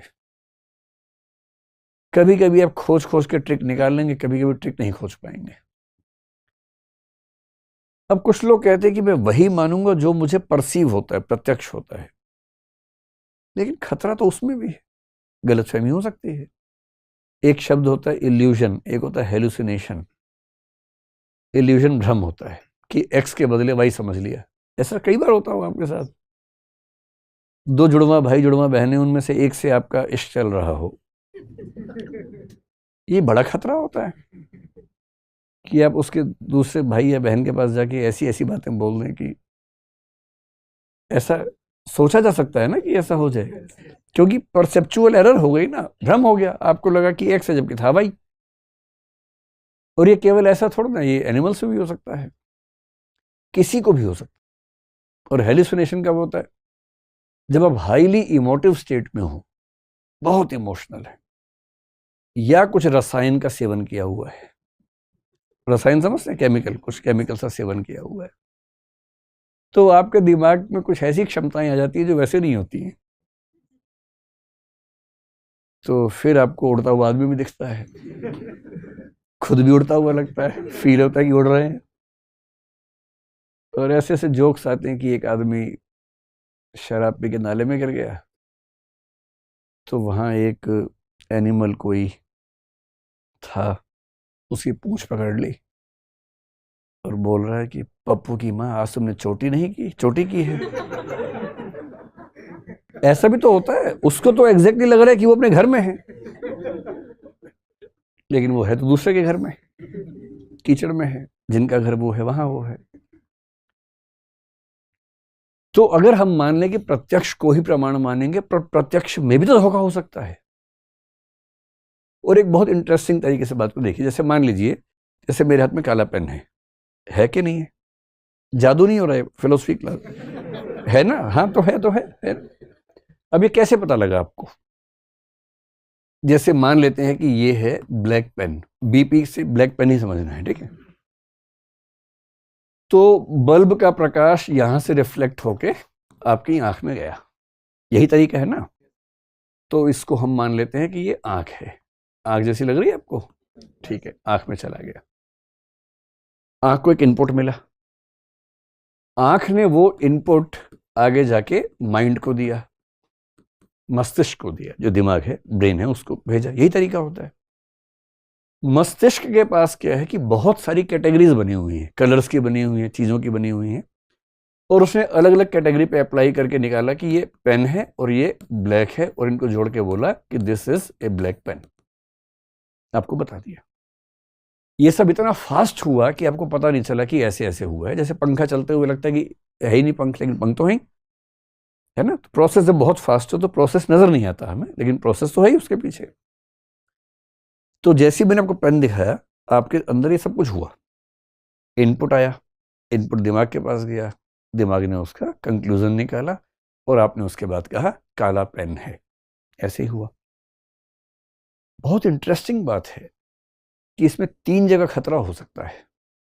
पहला, हो सकता है कि ये प्रकाश की किरण एग्जैक्टली वो इंफॉर्मेशन लेके न गई हो जो बाहर थी। आपको केवल बताना है कि ऐसा, मैं ये नहीं कह रहा कि ऐसा होता है, मैं कहना चाह रहा हूं कि ऐसा हो सकता है। आपको ये बताना है कि ऐसा हो सकता है या नहीं हो सकता है। हो सकता है कि प्रकाश की किरण ने उसमें अपनी तरफ से कुछ जोड़ दिया हो या घटा दिया हो, डिस्टॉर्शन कर दिया हो सकता है। फिर यह भी हो सकता है कि आंख ने जो इनपुट लिया और जो आउटपुट भेजा, उसमें आंख ने कुछ चेंज कर दिया हो। हमारी सेंसेस एग्जैक्टली वही आगे भेजेंगी जो उनको मिला था। कैसे मान लें? वरना भ्रम क्यों होते, वरना इल्यूशंस क्यों होते? तीसरा ये भी हो सकता है कि माइंड जो है, माइंड के पास जो कैटेगरीज पहले से बनी हुई है, उन कैटेगरीज में कुछ लोचा हो, कुछ गड़बड़ हो, वहां कोई एरर हो जाए निष्कर्ष निकालने में। इसीलिए एक छोटी सी गाय देख के कई बार लगता है कि बहुत मोटा कुत्ता आ रहा है, बहुत मोटा कुत्ता देख के दूर से लगता है छोटी सी गाय आ रही है, भैंस आ रही है। ऐसा कुछ हो सकता है, ऐसा होता ही है हमारे साथ। कोई मोटा सा गधा हो, मान लीजिए, दूर से आ रहा हो, तो आप तो बर्तन ले लेंगे हाथ में कि गाय है तो दूध लेके आऊंगा। ऐसा हो सकता है, क्योंकि भ्रम इसीलिए तो होता है ना कि या तो यहां गड़बड़ हुई, या यहां हुई, या यहां हुई। अगर इस बात को मान ले तो इसका मतलब यह हुआ कि आप जो कुछ भी देखते हैं उसमें कोई गारंटी नहीं है कि वो सही ही हो। तो फिर कैसे मान लें कि आपने जो ज्ञान प्राप्त किया वो सही है? और फिलोसफी तो इस लेवल पर जाके बात करता है, साइंस उस लेवल पर बात नहीं करता। साइंस का एक सिस्टम बना हुआ है, फिलोसफी उस सिस्टम के भी पीछे चला जाता है। यह साइंस पूरा इस बात पर टिका है कि दुनिया में कार्य कारण नियम काम करता है, कॉजेशन प्रिंसिपल काम करता है। हर कार्य का एक कारण होता है। ये प्रिंसिपल साइंस के लिए एक्सियोम है। एक्सियोम का मतलब एक मूलभूत निष्कर्ष है जिस पे कोई सवाल नहीं खड़ा किया जा सकता। फिलॉसफी इस पे भी सवाल खड़ा करता है कि कैसे मान लें कि कार्य कारण नियम एग्जिस्ट करता ही करता है। और इस पर तो कुछ लोगों ने इतने, मतलब भारत में न्याय दर्शन ने इस पर खूब काम किया, कई दर्शनों ने काम किया, बौद्ध ने बहुत काम किया, पश्चिम में ह्यूम नाम के दार्शनिक ने सवाल खड़ा कर दिया इस पे। उसने कहा हर कार्य के पीछे कारण होता है, ये सिर्फ एक इंडक्टिव आर्गुमेंट है जिसकी लेजिटिमेसी इतनी ही है जैसे आपने 100 कबूतर देखे काले से, आपने कहा कबूतर काला होता है। जिस दिन एक सफेद दिखेगा सब बर्बाद हो जाएगा। इतनी ही लेजिटिमेसी है कारणता नियम के भी। ये जो सारे प्रश्न हैं कि हम जो जानते हैं, कैसे जानते हैं, कितना जानते हैं, प्रूफ है, एविडेंस है कि नहीं है, बुद्धि की भूमिका कितनी है, यानी माइंड की भूमिका कितनी है, रीजनिंग की कितनी भूमिका है, कितना परसेप्शन या प्रत्यक्ष की भूमिका है, इनकी मिक्सिंग कैसे होती है, भ्रम क्यों होता है, इल्यूजन क्यों होता है, हेलुसिनेशंस क्यों होते हैं, हमारे निष्कर्ष गलत क्यों निकलते हैं, रीजनिंग में गलतियां कब होती हैं, लॉजिक में फेलिसिस कब होती हैं, कौन सी त्रुटियों से हमारे समाज या व्यक्तियों के फैसले गलत हो जाते हैं, इस पूरी ब्रांच ऑफ नॉलेज को बोलते हैं एपिस्टेमोलॉजी। इस पर हम बहुत बात नहीं करेंगे क्योंकि एकेडमिक ज़्यादा है, आम आदमी की रुचियों वाला मामला इसमें थोड़ा सा कम है। इसके बाद एक छोटी सी बात और है, उसके बाद आप आज तो फ्री हो जाएंगे, अगली बार जब गिरफ्तारी होगी। तो एक हो गया मेटाफिजिक्स, एक हो गया एपिस्टेमोलॉजी। जो तीसरी ब्रांच है उसके लिए एक शब्द चलता है एक्सियोलॉजी, लेकिन हम दो शब्दों पर गौर करेंगे। एक्सियोलॉजी को हिंदी में बोलते हैं मूल्य मीमांसा। मूल्यों के बारे में बात करते हैं, वैल्यूज के बारे में। इसके दो ब्रांचेस बेसिकली चलती हैं। एक एथिक्स है, आपने इसका नाम सुना होगा, ये तो आईएएस के सिलेबस में भी आ गया है। और एक होता है एस्थेटिक्स। आप कम से कम कुछ ऐसे प्रश्न सुनेंगे तो आप समझेंगे अरे बाप रे, ये बात तो कब से हमारे दिमाग में चल रही थी। एथिक्स है नीति शास्त्र, एस्थेटिक्स होता है सौंदर्य शास्त्र, सुंदरता का अध्ययन। तो एथिक्स का मतलब यह है कि क्या नैतिक है, क्या अनैतिक है, कौन से नैतिक नियम ठीक हैं, कौन से नियम गलत हैं, क्या नैतिक मूल्य समय के साथ बदलने चाहिए, मॉरल वैल्यूज चेंज होनी चाहिए या नहीं होनी चाहिए। झूठ बोलना पाप है, पर किसी को बचाने के लिए झूठ बोलें तो तब तो पुण्य हो जाता है। क्या नैतिक नियम इतने फ्लेक्सिबल होने चाहिए या उनको रिजिड होना चाहिए। ये सब जो प्रश्न हैं ये एथिक्स के सवाल है। जीवन का उद्देश्य क्या है, क्या उद्देश्य पैसा है, पावर है, यही सब है या उससे बड़ा कोई उद्देश्य है। सबसे बड़ा पर्पस ऑफ लाइफ क्या हो सकता है, ये एथिक्स का सवाल है। शुभ क्या है, what is good in life.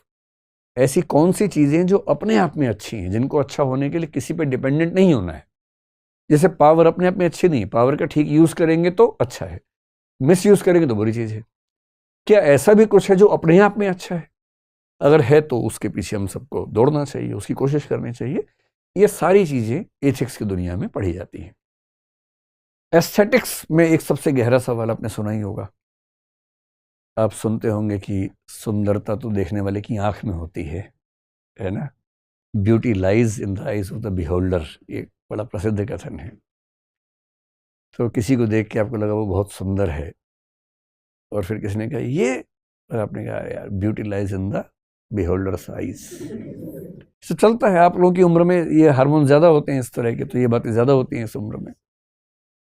लेकिन बड़ा मुश्किल है ना। इसको बोलते हैं सब्जेक्टिविस्टिक एस्थेटिक्स या एस्थेटिक सब्जेक्टिविज्म, कि हर व्यक्ति अपनी नज़र से सुंदरता को समझता है। अगर सुंदरता आपकी आंख में थी ही तो उसको देखने की जरूरत ही क्या थी। आंख में लिए घूमते रहते, तब तो कुछ नहीं हो रहा था बिना उसको देखे। इसलिए कुछ लोग बोलते हैं नहीं, सुंदरता आंख में नहीं होती, सुंदरता उस व्यक्ति या वस्तु में है जिसको देख के आपका दिल या दिमाग कहता है कि वो सुंदर है। इसको एस्थेटिक्स का ऑब्जेक्टिविज्म कहते हैं। एक तीसरा है एस्थेटिक्स का कल्चरलिज्म। कहते हैं कुछ सुंदर है या नहीं ये उस कल्चर से तय होगा जिस कल्चर में आप पैदा हुए हैं। वो कल्चर आपको ये देखना सिखाएगी कि क्या सुंदर है, क्या असुंदर है। फ्रांस के आदमी के लिए एक 50-55 साल की महिला जो स्कर्ट पहनती है सुंदर है और सुशील, सुंदर सब कुछ है। भारत के इंसान के लिए शायद वो साड़ी हो जाएगी, क्योंकि हमने अपनी कल्चर में साड़ी को एक अच्छी ड्रेस के रूप में देखा है। नॉर्थ ईस्ट के देशों, सॉरी ये जो मिडिल ईस्ट के देश हैं, उनके लिए शायद कोई हिजाब या बुर्के वाली जो महिला होगी वो सुंदर मानी जाएगी। तो सुंदरता ना वस्तु में है ना देखने वाले की आंख में है। देखने वाले की आंख में है भी तो देखने वाले की आंख भी अपनी आंख छोड़ना होती है, कल्चर ने बनाई है उसकी आंख भी। तो हमारी आंख, हमारा सबसे बड़ी गलतफहमी हमें यह है कि हमारी आंख हमारी आंख है। हमारा नजरिया नहीं होता है। हमारे नजरिए में बहुत थोड़ा सा हमारा होता है, और वो बहुत थोड़ा सा जीरो के आसपास ही होता है। मतलब शायद थोड़ा सा जीरो से ऊपर निकल जाए, वरना जीरो के आसपास ही है। इसके अलावा आजकल एक तरीका चला है कि हम हर विषय में फिलॉसफी पढ़ते हैं। Philosophy of history, philosophy of science, philosophy of politics, philosophy of society, सब कुछ। जिसका मतलब है उस विषय के सबसे गहरे प्रश्नों को समझना, विश्लेषण करना। जैसे हिस्ट्री पूरी पढ़ने के बाद सबसे मुश्किल प्रश्न है, what is history? This is philosophy of history. इतिहास को डिफाइन कर पाना, इतिहास किस नजरिए से लिखा जाएगा इसको डिफाइन कर पाना, ये फिलॉसफी ऑफ हिस्ट्री है। ऐसी फिलॉसफी ऑफ साइंस होती है, फिलॉसफी ऑफ रिलीजन होता है, हर चीज की फिलॉसफी है। तो फिलॉसफी ऑफ फिलॉसफी भी हो सकती है। तो मेरी तरफ से आज की बातचीत पूरी हुई। अब आपके मन में कोई सवालात हो तो पूछिए, जो आपको बेचैन कर रहे हो। बस ये ध्यान रखना कि सब लोग परेशान हैं, आपका सवाल उनको और बेचैन करेगा अगर गहरा सवाल नहीं हुआ तो। नमस्ते सर, मेरा नाम राजदीप है। राजदीप, हाँ। सर, जैसे अभी आपने बताया कि हमारी जितनी भी क्रिया होती है उसके पीछे हमारे सोसाइटी का बहुत बड़ा फैक्टर होता है, हाँ। बहुत बड़ा हाथ होता है। हमारे सोचने में भी उसका बहुत बड़ा इन्फ्लुएंस होता है। तो ऐसे जितने फिलोसफर्स होंगे उनके भी बैकग्राउंड का बहुत बड़ा इम्पैक्ट होगा। एकदम, किसी फिलोसफर को ठीक से समझना हो, उसका स्पेस और टाइम समझ लीजिए, 70-80% समझ में आ जाएगा। अच्छा, जैसे सर एक टॉपिक पे अलग अलग फिलोसफर्स अपनी अपनी फिलोसफी देते हैं।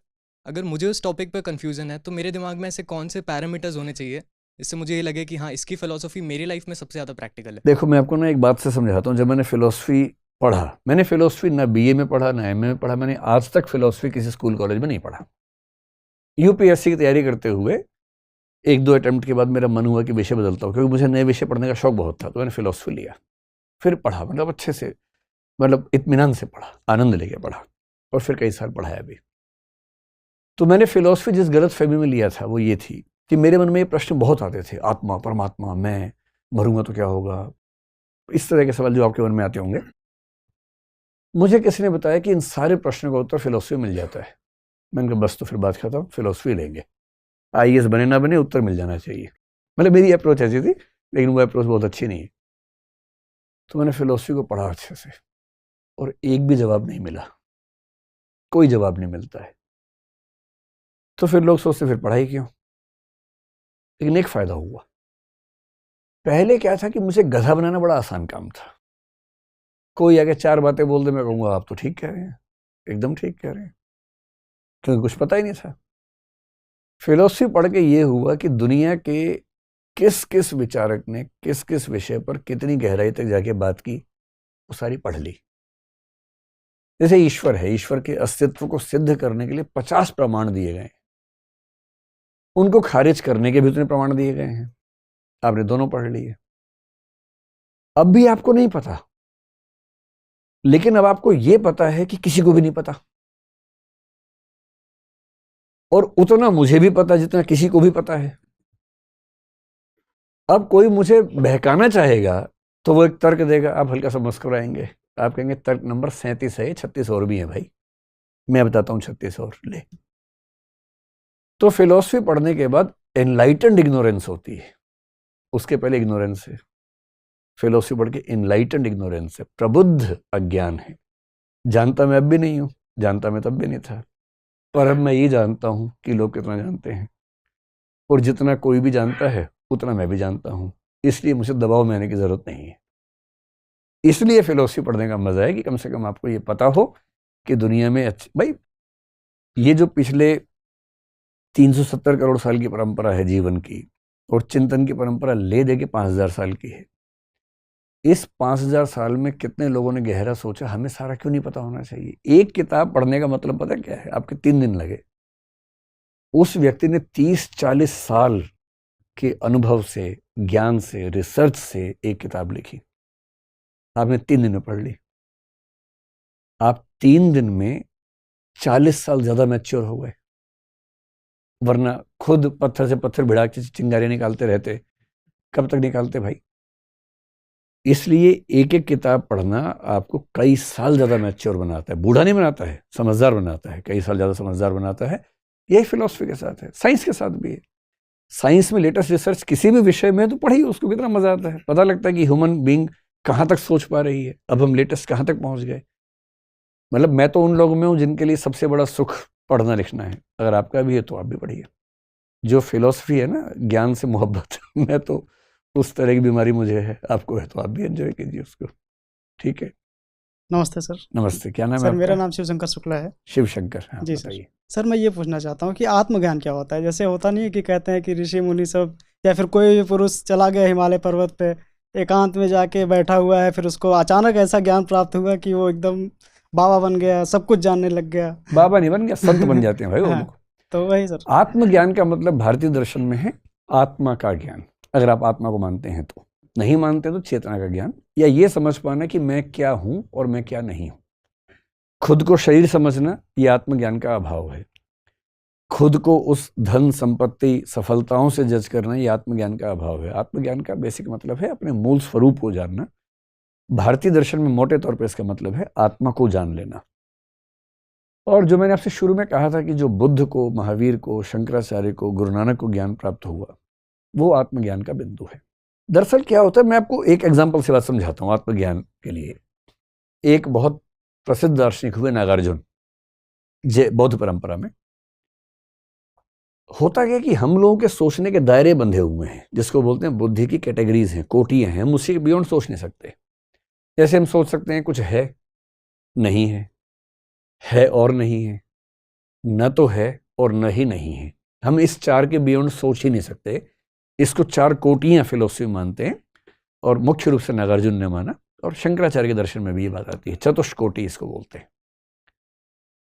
ये जो आत्मज्ञान है, कहा जाता है कि इन 4 के बियॉन्ड है। और क्योंकि ये 4 के बियॉन्ड है, इसलिए इसको ह्यूमन लैंग्वेज में एक्सप्रेस किया ही नहीं जा सकता। कुछ लोग इसी को मिस्टिकल नॉलेज बोलते हैं, कुछ लोग इसको डिवाइन नॉलेज बोलते हैं। अब क्योंकि मुझे या आपको ये प्राप्त नहीं हुआ, इसलिए हम ये भी नहीं कह सकते किसी को नहीं होता है। कुछ तो होगा जो इतने बड़े बड़े दार्शनिक कह रहे हैं। तो मेरे ख्याल से इन बुद्धि की कैटेगरी से बियॉन्ड कुछ सोच पाना, जहां चीजें मैं और तुम का अंतर ना होता हो, जहां एक ऐसा रियलाइजेशन स्पिरिचुअल दुनिया का जो हाईएस्ट पॉइंट ऑफ अंडरस्टैंडिंग हो सकता है, कुछ वैसा। एक दिन डिस्कस करेंगे मिस्टिकल एक्सपीरियंस में। उस दिन आपको कुछ जो मिस्टिकल लोग हैं, रहस्यात्मक लोग हैं, उनके अनुभव बताऊंगा। आप मतलब घबरा जाएंगे कि लोगों ने किस किस तरह के अनुभव किए हैं दुनिया में। बहुत गहरे अनुभव होते हैं, पर क्योंकि मुझे हुआ नहीं, इसलिए मैं एग्जैक्टली बता नहीं सकता। अच्छा, जिनको हुआ है उन्होंने भी ये कहा कि ये ऐसा ज्ञान है कि बताया नहीं जा सकता। जैसे कबीर दास ने कहा गूंगे का गुड़ है ये, कि गूंगा आदमी है, गुड़ खा लिया, बताना चाह रहा है, बता ही नहीं सकता। अब मैंने क्लास में एक बड़ा एग्जाम्पल दिया, बच्चा बोला तो लिख के बता देते। ये बात लिखने बोलने की नहीं है। भाषा काम ही नहीं करती उस बिंदु पर। भाषा के बियॉन्ड बात है, क्योंकि भाषा बनती है सामान्य व्यक्तियों के अनुभवों से, और एक ऐसा असाधारण अनुभव जो सामान्य जीवन में है ही नहीं, तो भाषा में शब्द कैसे बनेगा उसके लिए? इसलिए शब्द है ही नहीं। इसलिए रहीम ने इतनी गहरी बात कही, रहीमन बात अगम्य की, कहन सुनन की नाही, जानत हैं सो कहत नहीं, कहत सो जानत नहीं। कि जो अगम्य है ना, उसकी बात कहने सुनने की नहीं है। जो जान लेता है कह नहीं सकता, और जो कह रहा है उसके बारे में वो जानता नहीं है। जैसे ही आप उस ज्ञान के बिंदु पर जाएंगे, आपकी भाषा शून्य हो जाएगी और आप चुप हो जाएंगे। इसलिए मिस्टिसिज्म शब्द बना है MUO, म्यूओ से, और म्यूओ का मतलब होता है चुप हो जाना, मौन हो जाना। आप बोल नहीं सकते उसके बारे में कुछ भी। ठीक है। नमस्ते सर, मेरा नाम हिना है जी। और मेरा प्रश्न ये है कि बहुत बार लोग धर्म और अध्यात्म को सेम समझ के चलते हैं। उसके बीच के अंतर को, धर्म और अध्यात्म के बीच के अंतर को समझना कितना ज़रूरी है? देखिए, धर्म और अध्यात्म को वैसे तो इस पर कभी विस्तार में बात करेंगे अलग से, क्योंकि अपने आप में एक टॉपिक है, लेकिन समझना हो तो आप यूं समझ सकते हैं कि ये धर्म और ये अध्यात्म है। ठीक है। धर्म का मतलब रिलीजन से मैं लेके चल रहा हूं फिलहाल। धर्म शब्द अपने आप में बहुअर्थी है, धारण करने के सेंस में भी है, नैतिकता के सेंस में भी है, पर रिलीजन के सेंस में अगर लें तो ये रिलीजन मान लीजिए, ये स्पिरिचुअलिटी मान लीजिए, जिसका मतलब है कि कुछ धार्मिक लोग स्पिरिचुअल लाइफ को जीते हैं, बहुत सारे स्पिरिचुअल लोग धार्मिक जीवन को भी जीते हैं। आप धार्मिक होकर स्पिरिचुअल हो सकते हैं, आप बिना धार्मिक हुए भी स्पिरिचुअल हो सकते हैं, आप बिना किसी मजहब को माने स्पिरिचुअल हो सकते हैं। स्पिरिचुअल होने का मतलब क्या है, आज तक तय नहीं हो पाया है, लेकिन सरल भाषा में, हिंदी में इसका बड़ा अच्छा शब्द है अध्यात्म, अधि आत्म। आत्म को समझ लीजिए मैं, अधि मतलब सुपर, बड़ा। अपने आत्म तक सीमित रहने से ज्यादा बेहतर है उससे बड़े के साथ संबद्ध हो जाना। और बड़े के साथ संबंधित होने का सेंस क्या हो सकती है, कुछ लोगों के लिए ईश्वर के साथ कनेक्शन हो जाना अध्यात्म है। लेकिन अब बौद्ध दार्शनिक, जैन दार्शनिक जो ईश्वर को नहीं मानते, उनके लिए क्या अध्यात्म होगा? ईश्वर नहीं है तो उनका अध्यात्म कुछ और होगा, सीधी सी बात है ना। तो बौद्धों के लिए शायद निर्वाण के बिंदु पर पहुंच जाना अध्यात्म होगा, जैन लोगों के लिए शायद कैवल्य के बिंदु पर पहुंचना या केवल ज्ञान के बिंदु पर पहुंचना वो अध्यात्म होगा। और जो लोग मानते ही नहीं कि इस दुनिया के बियॉन्ड कुछ है, इस दुनिया को ही अंतिम मानते हैं, उनके लिए क्या होगा? इस पूरे संसार के साथ एक तादात्म्य स्थापित कर लेना, जिसमें आपको पेड़ पौधों के साथ भी एक लिंक महसूस होने लगे, एनिमल्स के साथ भी लिंक महसूस होने लगे, मैं और तुम का अंतर ना बचे, हर चीज में मैं नजर आने लगे, वो अध्यात्म हो सकता है। ऐसा कई लोगों को होता है। इसको एक्सट्रोवर्टिव मिस्टिसिज्म कहते हैं फिलोसफी में, कि आप मिस्टिकल एक्सपीरियंस के बाद आपको ब्रह्मांड के कण कण में ईश्वर दिखने लगा या मैं दिखने लगा। कुछ का इंट्रोवर्टिव होता है कि आंख बंद कर ली, अपने भीतर ही भीतर उनको सब कुछ नजर आ रहा है, लेकिन बाहर की दुनिया में रियलाइजेशन नहीं हो रहा। तो धर्म आम आदमी के लिए कठिन प्रश्नों के आसान उत्तरों और आस्थाओं का एक संगठन है, सिस्टम है, जो कि बहुत जरूरी भी है। आम आदमी गहरे प्रश्नों में टाइम नहीं खराब कर सकता, उसके पास शायद उतना सोचने का मतलब दमखम भी नहीं है कि वो उतनी गहरी बातों में जाना चाहेगा। तो वो मुश्किल प्रश्न जो हर किसी को परेशान करते हैं, उनके आसान उत्तरों का एक संकलन एक मजहब होता है, एक धर्म होता है, ताकि लोग निश्चिंत रहें। उनको बस पता रहे, किसने पूछा कि कैसे होता, अरे भगवान जी ने दुनिया बनाई है, कहेगा अच्छा अच्छा बहुत बढ़िया बहुत बढ़िया, और आत्मा जो है वो अंदर है, कभी नहीं मरोगे। आपने जैसी का आत्मा अमर है, उसका भय खत्म हो गया मौत को लेके, कितनी अच्छी बात है। अब उसको क्या लग रहा है कि अच्छा अच्छा शरीर वस्त्र है, आत्मा नित्य है, अच्छा तो कपड़े बदलना है, मतलब कि मृत्यु का मतलब क्या हो गया, कपड़े बदलना हो गया, सिर्फ भय खत्म हो गया। तो धर्म जो है, मजहब जो है, वो आम आदमी को सुकून देने का एक रास्ता है, मुश्किल प्रश्नों को आसान करने का एक तरीका है। दर्शन मुश्किल प्रश्नों को मुश्किल के लेवल पे सॉल्व करने का तरीका है, बहुत बुद्धिमत्ता के साथ है। उसमें भावनाओं की, आस्था की भूमिका नहीं है, फेथ नहीं है, इमोशंस नहीं है, बहुत कंक्रीट और मतलब रिगरस रीजनिंग के साथ काम करना पड़ता है। जो अध्यात्म है, अध्यात्म इस पूरे ब्रह्मांड के साथ एक कनेक्शन स्थापित करने का नाम है। वो चाहे प्रकृति के साथ हो, चाहे ईश्वर के साथ हो, चाहे किसी और मेटाफिजिकल एंटिटी के साथ हो। इसलिए धार्मिक होने के लिए आध्यात्मिक होना जरूरी नहीं। कई ऐसे धार्मिक लोग हैं जो अध्यात्म के बिंदु पे कभी नहीं जा पाते हैं, कर्म कांड में ही उलझे रहते हैं। आध्यात्मिक होने के लिए धार्मिक होना जरूरी नहीं है, लेकिन बहुत सारे ऐसे लोग हैं जो दोनों हैं, जैसे स्वामी विवेकानंद हैं, महात्मा गांधी हैं। जितने भी धर्मों के प्रवर्तक हैं, चाहे महावीर हों, चाहे बुद्ध हों, चाहे जीसस हों, पैगंबर हों, ये सब लोग ऐसे हैं कि एक धर्म विशेष से जुड़े हैं और अध्यात्म के बिंदु पर भी पहुंचे हुए हैं। गुरु नानक जैसे स्पिरिचुअल बिंदु पर पहुंचे। तो दोनों कॉम्बिनेशन संभव है। ठीक है, थैंक यू सर। आप लोगों को ये फीलिंग तो नहीं आ रही कि मैं एक बाबा टाइप का कुछ वैसा आ रही है क्या फीलिंग? वैसे नहीं आनी चाहिए एकदम। हम तो ज्ञान विज्ञान की बात करेंगे, लेटेस्ट रिसर्चेस क्या चल रही है। जब हम आत्मा की बात करेंगे, मैं लेटेस्ट न्यूरोलॉजिकल रिसर्च जो चल रही है न्यूरो साइंस में, उसका जिक्र करूंगा।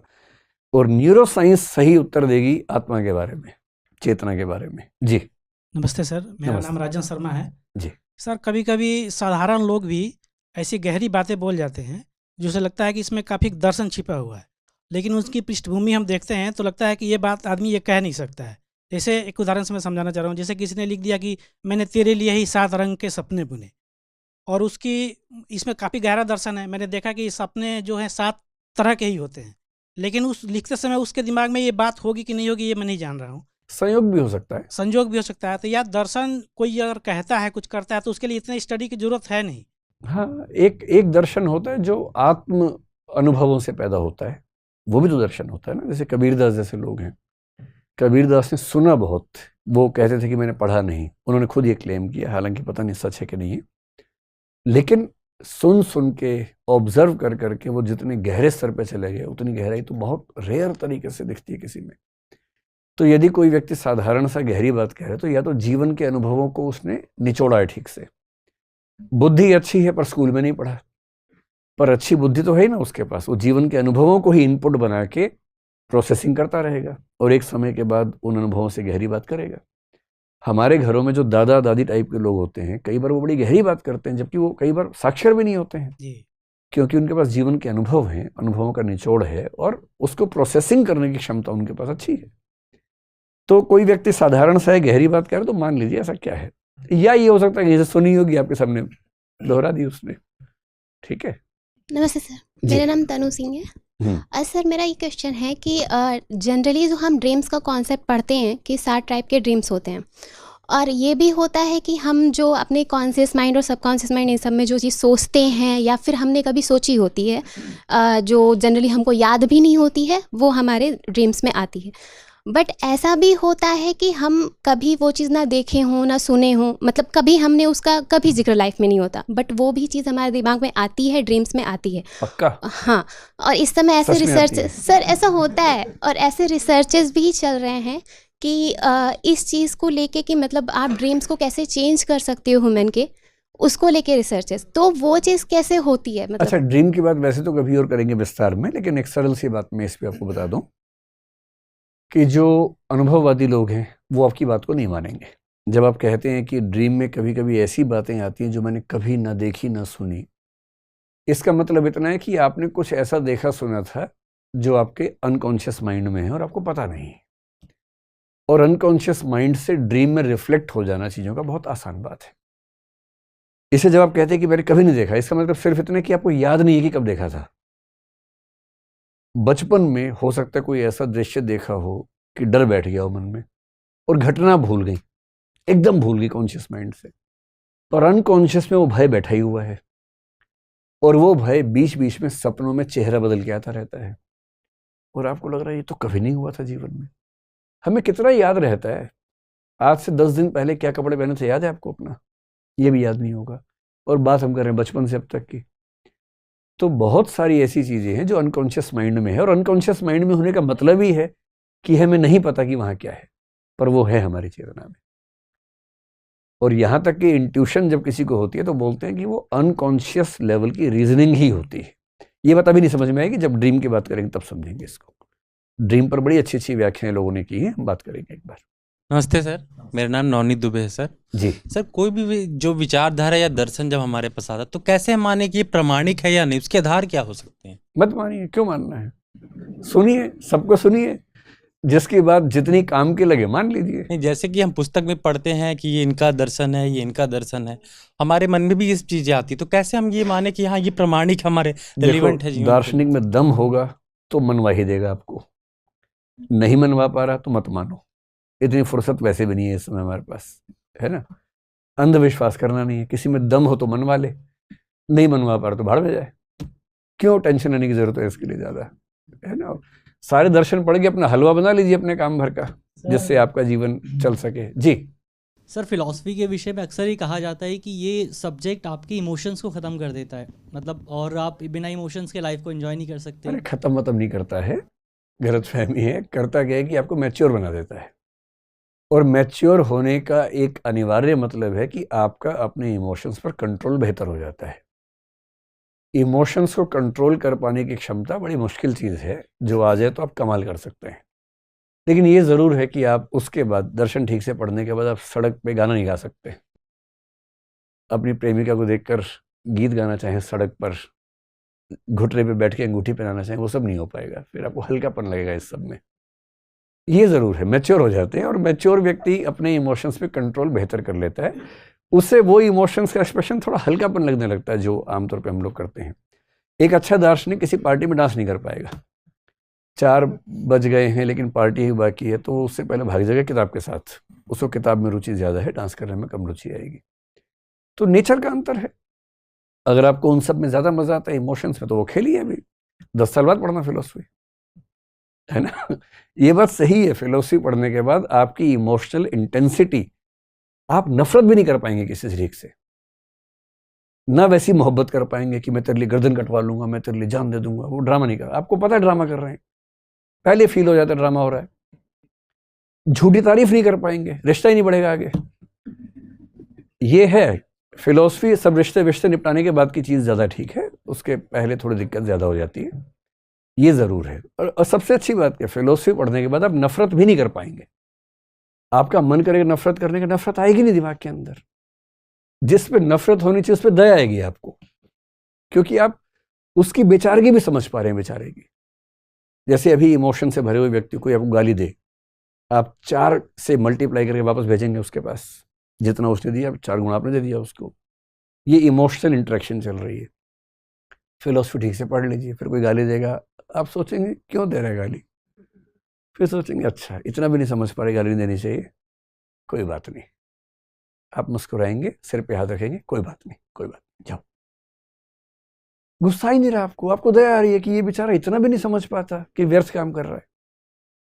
अब ये डेवलपमेंट है या डिटेरियोरेशन है, ये आपको तय करना है। मेरे ख्याल तो डेवलपमेंट है, लेकिन पहले वो सब कर लो, उसके बाद ये सब कर लेना फिलोसफी वाला काम। हेलो सर, मेरा नाम रवि है। सर, अभी आपने ज्ञान मीमांसा में पढ़ाया था, उसमें मुझे थोड़ा सा डाउट है। क्या? जैसे आपने इल्यूजन और साइंस को इसमें 2 चीज़ें बताई थी, तो मेरा सवाल ये है, जैसे हमें इल्यूजन हुआ कि वहाँ पर हमारा फ्रेंड खड़ा है, तो वो हमारे पास आया, हम उसके पास गए, क्लियर हो गया वो हमारा दोस्त है या नहीं है। और अगर पास गए ही नहीं तो क्लियर होगा ही नहीं, क्लियर नहीं होगा सर। जिंदगी में भी क्लियर नहीं होगा। हाँ, बट और सर, आप हो सकता है कि नफरत करें कि एक दिन सामने से देखा, इसने बात नहीं की मुझसे। हाँ जिंदगी भर आप नफरत करते रहे, जबकि वो था ही नहीं उस दिन। हाँ ये भी तो हो सकता है। हाँ सर, मेरा प्रश्न ये है, लेकिन जो चीज़ हमें इल्यूजन के थ्रू दिखाई दे रही है, सामने है, हम वहाँ पर गए फिर भी वो चीज़ नहीं है, जैसे कि मरीचिका। ये हेलुसिनेशन है। हेलुसिनेशन का मतलब है जहां कुछ भी नहीं है वहां एक्स दिख रहा है आपको, और इल्यूजन का मतलब है कि एक्स के बदले वाई दिख रहा है। बट सर, वो साइंस के अगर फैक्टर से देखें तो वो चीज़ है। ठीक है, साइंस उसकी व्याख्या कर देता है कि ऐसा क्यों होता है, लेकिन हेलुसिनेशन तो हो ही रहना उसके बाद भी। एक रेगिस्तान में लंबी सड़क पर आप ड्राइव कर रहे हैं, आपको पानी ही पानी हर जगह दिख रहा है और पानी है ही नहीं कहीं, हेलुसिनेशन तो है ही। साइंस ने उसकी व्याख्या कर दी, ये अच्छी बात है, ठीक है, लेकिन कहते उसको हेलुसिनेशन नहीं है। जी सर, मैं रमेश रंजन। फिलॉसफी में ऐसा कहा जाता है कि कुछ भी गलत नहीं होता, सब सही ही होता है। क्या ये सच है कि सब सही ही होता है? किसने कहा है? मैंने सुना नहीं कभी यार, मैंने सुना नहीं ऐसे। इरविन एम कॉपी का मैंने बुक पढ़ा था, तो उसमें बहुत सारे ऐसे एग्जाम्पल दिए हुए थे। नहीं, इरविन एम कॉपी की किताब लॉजिक पे है, वो ज़रूर किसी लॉजिक की बात करते हुए उसमें एग्जाम्पल्स के तौर पे ये बात आई होगी, लेकिन लॉजिक जो है वो भी स्पेशली फॉर्मल लॉजिक की बात आप कर रहे हैं, कॉपी की किताब का मतलब उससे है। उसमें जो एग्जाम्पल्स होते हैं ना, एग्जाम्पल मैटर नहीं करते। जैसे आपने रीजनिंग के एग्जाम में देखा होगा, सभी गधे कुत्ते हैं, कुछ कुत्ते खरगोश हैं। आप सोचें ये क्या बोल रहे हो यार तुम, क्योंकि वहां आपको ये टेस्ट नहीं करना कि सही है कि गलत है। ये फॉर्मल लॉजिक है, आकारिक तर्कशास्त्र बोलते हैं। इसका मतलब है दिमाग मत लगाओ, सिर्फ ये देखो कि अगर ये बात सही है और ये भी सही है तो ये निष्कर्ष निकालना ठीक है या नहीं। तो मेरे ख्याल से कॉपी की बुक में आपने ऐसा कोई रेफरेंस पढ़ा होगा, लेकिन फिलोसफी में जनरली ऐसा तो कोई नहीं कहता कि कुछ भी गलत नहीं होता है। हर दर्शन कई मान्यताओं को खारिज करता है ना। आखिरी सवाल आप पूछ लीजिए। सर, आजकल जैसे मेटावर्स जैसे कई कॉन्सेप्ट दिए जा रहे हैं, तो फिलॉसफी इसे कैसे समझाती है? मेटावर्स, कुछ दिन पहले मैंने एक इंटरव्यू में ये बात की भी थी। मेटावर्स की बात फिलोसफी में 1000 साल से चल रही है, बस नाम मेटावर्स अब रख दिया इन्होंने, क्या नाम है इनका, जुकरबर्ग ने। देखिए बहुत सिंपल सी बात है फिलोसफी में ना, स्पेशली अगर आप भारत में नागार्जुन की बात सुने, असंग वसुबंधु की बात सुने, ये तीनों बौद्ध दार्शनिक हैं, और शंकराचार्य जो कि अद्वैत वेदांत के दार्शनिक है, उनकी बात सुने। इन तीनों के दर्शन में काफ़ी सिमिलैरिटीज़ हैं। उनका सिंपल सा कहना ये है कि जब हम नींद में होते हैं, सपना देख रहे हैं, उस समय हमें नहीं पता कि हम सपना देख रहे हैं, क्योंकि सपने के समय सपना रियल होता है एकदम। सपने में शेर सामने आ जाए, हमें घबराहट भी होती है, हम भागते भी हैं, दौड़ते भी, सब कुछ करते हैं, और उस समय एकदम एहसास नहीं कि सपना चल रहा है। सपना टूटते ही पता लगता है कि सपना झूठ था। तो शंकराचार्य का सवाल है कि ये जो व्यावहारिक जगत है, ये भी तो एक सपना हो सकता है, और ये तब समझ में आएगा जब इससे बाहर निकलेंगे। नींद और भ्रम की एक ही व्याख्या, स्वप्न और भ्रम की एक ही व्याख्या होती है।